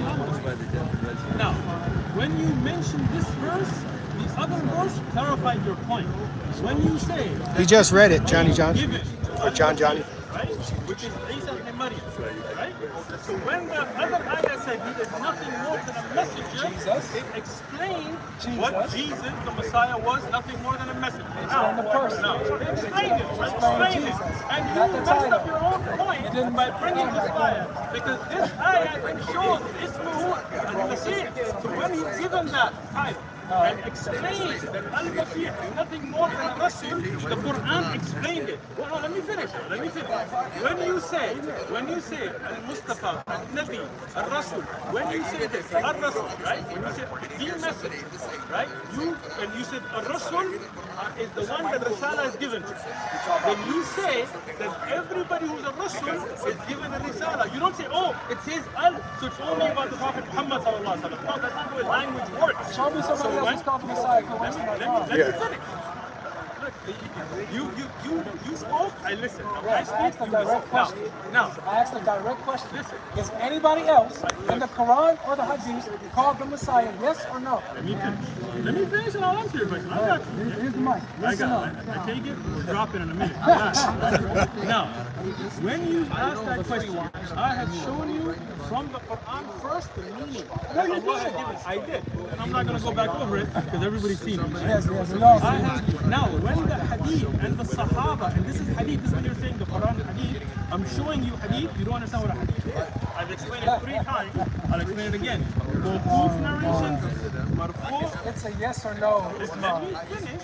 No, but you're never going to get to it. Court. I will. You're in a court. Because you brought something and you stand guilty and accused. You're not a judge. You're not a court. God is the judge. God is the judge. Let God judge me. Let God moderate our judgment. You are not my accuser. Yes or no? You are not my judge. Yes or no? In the Quran, in the Hadith, when you find the meaning of a word, and there are multiple meanings, that's different. I mean, come on, how stupid you are, how fake you are. His name is the Messiah. Everybody is dying and laugh at you. That means there's only one person identified by the word Messiah. He's named even before his birth. You are a liar, you are a fraud, and not even a single Muslim agree with you. And when you are the one saying, show me a hadith, show me a tafsir, we asked you for the same. Show me, we showed you the Quran saying the Masih is his name, and you coward is still saying there's many Messiah. How many Muslims will love to laugh at you? I did not even go there. I did not even share in the conversation. Just one verse, we got you busted. Anyway, guys, I'm going to be done for today. As you see, this religion is stupid, and obviously they will not call me, you know. But this guy don't even know how to read Arabic. He was showing him a book in Arabic, but he could not even read the names. This is how fake he is. He claimed he have a master degree in Hadith, but yet he could not even read one line in Arabic. One line in Arabic. Hey, Kacha boy. Good luck. You became the joke and the mockery even for Christian students, not the masters. So if a Christian student can do that to you, what Christian prince can do to you? Huh? Liar, liar.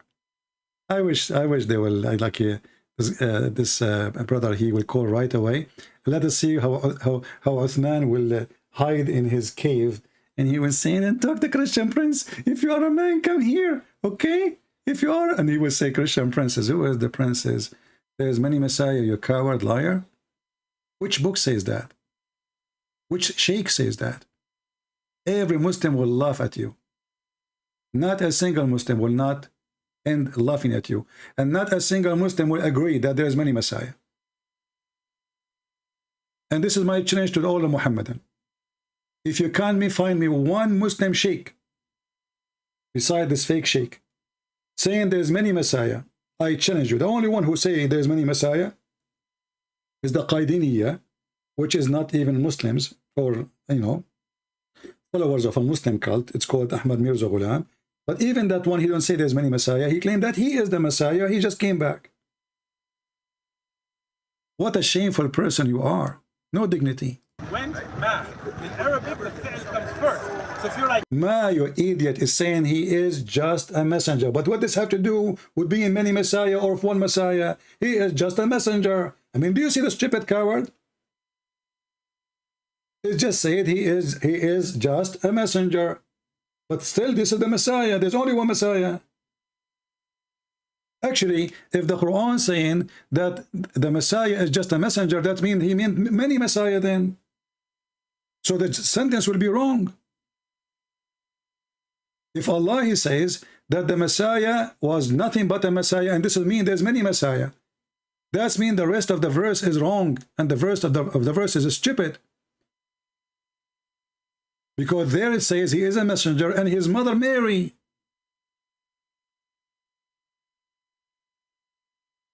I mean, do you see the stupidity? It says clearly that this is the Messiah, not a Messiah, and his mother Mary. So even the sentence he is using there, it's confirmed that this is the Messiah, who there's no one else beside him is called the Messiah. So he's telling them, who is the Messiah? And by the way, here it says, doesn't say Jesus, Isa, doesn't say Jesus, it says the Messiah and his mother. What a stupid liar, trying to cover his poo-poo, and the more poo-poo he tried to cover. Same man first, yeah. you're asking me to mistranslate. Let me translate the lines, then you'll understand. The more poo-poo he did. Give me 1 second, I'll tell you. I just got to check this camera. How's the camera? Good. 20 minutes? 20 minutes? 20 minutes. Yeah. Sorry about that. Anyway, I'm done with this idiot. You see, they are just a bunch of kids. They have no dignity. And even the Muslims who they are around him, they should say to him, brother, just admit that you are making a big mistake. And yes, there's no Messiah beside the Messiah. Just say it. You will see all the Muslims are so quiet. They knew he's lying, but it's an embarrassment. This is the guy, they claim that he is their teacher. He made a big poo-poo. He don't want to admit that he made a poo-poo. And he lied. And this is the consequence. Every Muslim will die laughing at Sheikh Uthman for centuries to come. And we can open any interpretation, even for the verse he chose. If the verse what he chose in Ibn Kathir, Al-Qurtubi, Al-Tabari, Al-Jalalain is saying what he is saying, then he's right. If none of them saying that, he's a liar. And remember, we are the Arab, not an Afghani boy who do not even know 3 words in Arabic how to read them.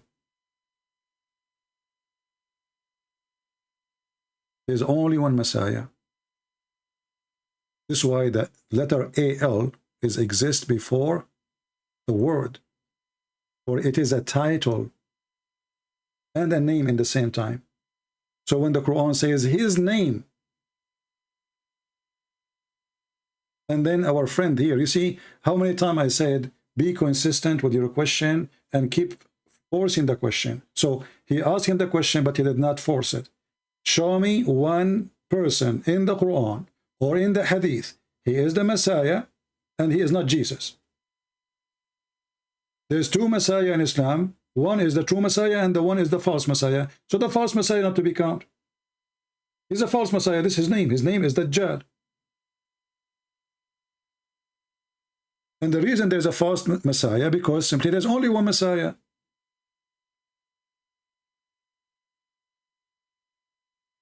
And all Muslims, they knew that. It's a shame. It's a shame that this guy, where is the Muslims? Where is the Muslim sheikhs? Why nobody rebuke this guy, tell him you are misleading our children? It's just because he didn't want to admit that he was doing a fraud, lying to his people. He now is misleading the Muslims. I make a request for all Muslim teachers. Be against me as much as you want. I want you to fix the teaching of Islam. This guy is creating a new sect. A sect believe there's many Messiah, and not only that, he claimed that Muhammad himself is a Messiah.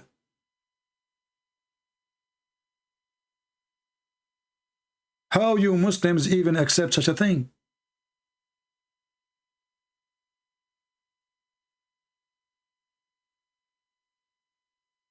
This guy, he made Islam a mockery for everybody. We are laughing. Because if a sheikh, he lie, even against his own religion, he's now not lying against us, he's lying against Islam. If your prophet did not say that, and he said the opposite, there's only one Messiah. When your prophet, he says, the Messiah almost coming down. If there's many Messiah, then people will think it's Abraham. They will think maybe it is anyone. It's a Messiah. The second you say Messiah in Islam, it's me. There's only one Messiah. I want every Muslim to take this video and tell your sheikhs, this sheikh is teaching that there is many Messiah and Muhammad is a Messiah. And now all the Christians are laughing at him. And they are using that to laugh at Muhammad and the Quran. Because if a sheikh, he is claiming to have a master degree in the hadith, and he is a sheikh in a mosque, and he is be supported by Muslims, and he is teaching them that there is many Messiah, that means Islam is screwed for real. This is a new sect. This is a new religion. Never happened before. Never heard all my life a single Muslim sheikh saying there's many Messiah. And this is why when they ask him, can you show me one reference, one hadith? The coward, he went to notebook printed 1998. The note is printed it's written 1998. And he claimed that this is from Umar ibn Khattab. How a person who have a master degree in hadith, he did not notice that this is a language not spoken at that time. He did not notice it says, my dear reader. Umar ibn Khattab, he said, my dear reader.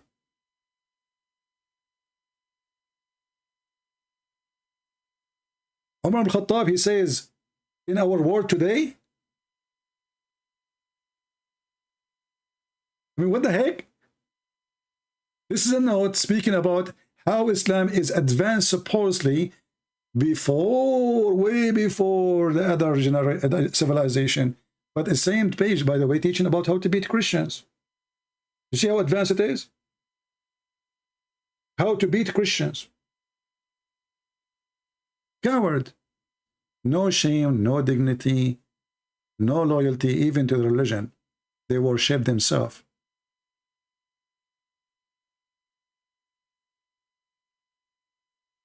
Anyway. I think his broadcast now, streaming is not working good. I don't know if it's gone or not. It doesn't matter really. I'm done with this stupid. But you see, we are glad, you know, those are priceless for us, by the way, because they confirm one thing to the Christians. You remember when I said to you that the Russian now in the war, they make a video, and the video they claim something, and they claim that they are Ukrainian posting this video, and then they make another video showing the original video proving that this was a fraud, like copying a video about war happened 10 years ago, and Ukrainian claim that this is a video yesterday. But the fact that the one who posted the first video claiming to be Ukrainian, he is not a Ukrainian. And then he is the same person who will post the original one to prove that this is a fraud, so he can damage the reputation of the Ukrainian. Well, this idiot, he is doing the same, but he is damaging his own reputation and damaging the reputation of the Muslims. He claimed that Umar ibn Khattab, he said something, and then we check it out, we find it's a fraud. This was a notebook. Somebody added to the book, 1998, a comment. This is from now. Have nothing to do with the hadith, and it's not even a hadith. And then when we ask him, can you show us the reference? One reference, he failed. That there is many Messiah. And now he is trying to say, Mal Masih. Okay, Ma is a letter or a tool. Mean he is nothing but exception. Exception. That he is nothing about him except he is a messenger, but still he is the Messiah. If there is many Messiah, and the word ma will change the meaning that there's many Messiah, that means the verse is stupid, because there's many Messiah. Then how we know which Messiah is talking about? They take advantage if you don't speak Arabic, but people will learn and people will love. Did we have a good time? And again, by the way, we are not going in the other channel. Soon we'll go there again, but we will still doing live podcast here. So tell your friends, please, that we are going to be live here for some time, so people, they join us. Until now, most of the Christians who follow my videos didn't know how to find me, even though we post every time videos saying Patreon/Christian Prince. So if a Christian Prince channel was gone, or he changed the channel, all what you need to do, you go to patreon.com/Christian Prince. You do not need to donate. You do not need even to make a login name. You do not need to do anything. Just type patreon.com/Christian Prince. You will see my video. Click at the last video I posted. You will find me. That means this is where I am now. Very simple. Why people have hard time when we are having the address in the front of you? Isn't it this is an address? Did you ask yourself why this address is there? It is there for a reason. So my friend, his name is the Messiah, and the Messiah is our Lord, and he is holy. His name is holy. His act is holy. His word is holy, and he is God on earth who came to us, the walking, talking, living word of God. And then he said, you are from below, I am from above. And because he is from above, he went back to above. Dust to dust, my friend. This is who we are. He go where he belong. He is from above. And then the Muslim, they say to you, where Jesus says, I am God, worship me. Well, he said, I am from above. What does that mean? And you are from below. So he is not from our kind. He is not one of us. He is our Lord. In the same time, yesterday, a Muslim, he tried to play games. He said, can you explain to me why Jesus said that the earth and the heaven will be demolished, will be gone, will pass away, but my word will not? This is a sentence proof that Jesus is God again, because everything will go except his words. How that can be unless he is God? How you can preserve a word if everything is finished, if everything is gone? For the word of God is God himself. So how you can demolish the word of God when God, our God, is the living God, eternal God? So our Lord the Messiah, he has given them hard time. They're trying to replace him with the cult leader Muhammad, a person who was busy going after children, having sex with the children, killing, stealing, even being accused that he took underwears.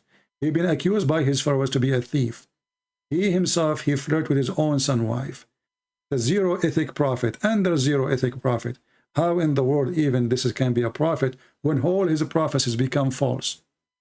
And next time we go live on air, I challenge every Muslim to call me live and to show me one prophecy. You see, there's tons of Muslim videos showing you how many prophecies Muhammad he said. As an example, he says you will conquer the Byzantinian, you will conquer Constantinople, but Muhammad was saying that to the Arab in front of him.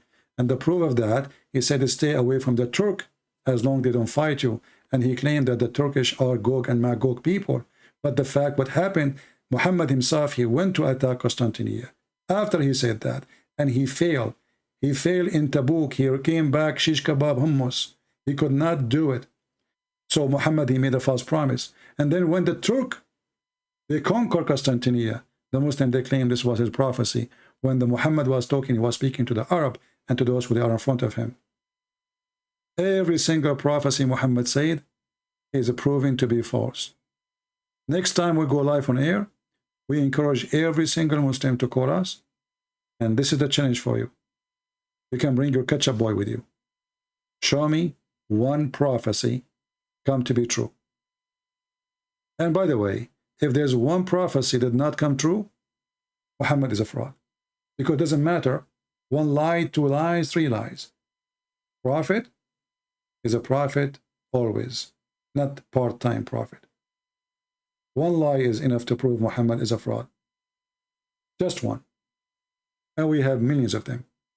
So thank you guys for being here. I hope we have a good time together. The video became so long, but you can cut it pieces as you wish. And remember, I don't keep my videos for long, so I will delete them every few days. So download, share, and do what you need to do. Thank you. God bless you.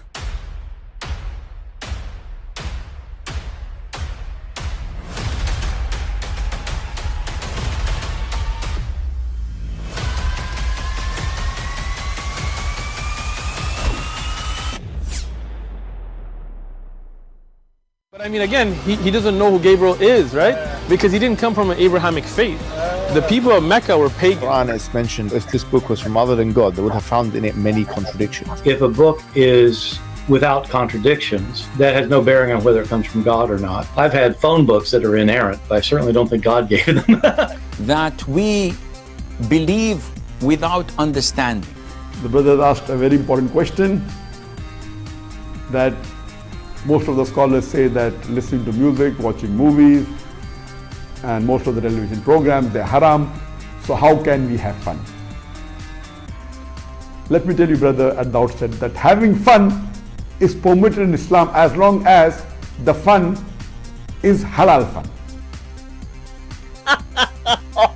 That the standard narrative has holes in it. The Prophet tells us because Satan or the devil sleeps over our nostrils. Those who oversleep and not pray Fajr on time, Satan urinates in their ears. I really do think Jesus was crucified and that he really was dead and buried. He thought that he was a son of God in the sense that he was specially chosen by God. I think Jesus really did think he was going to be the Messiah, the future king of Israel. I mean, that is, after all, why they crucified him.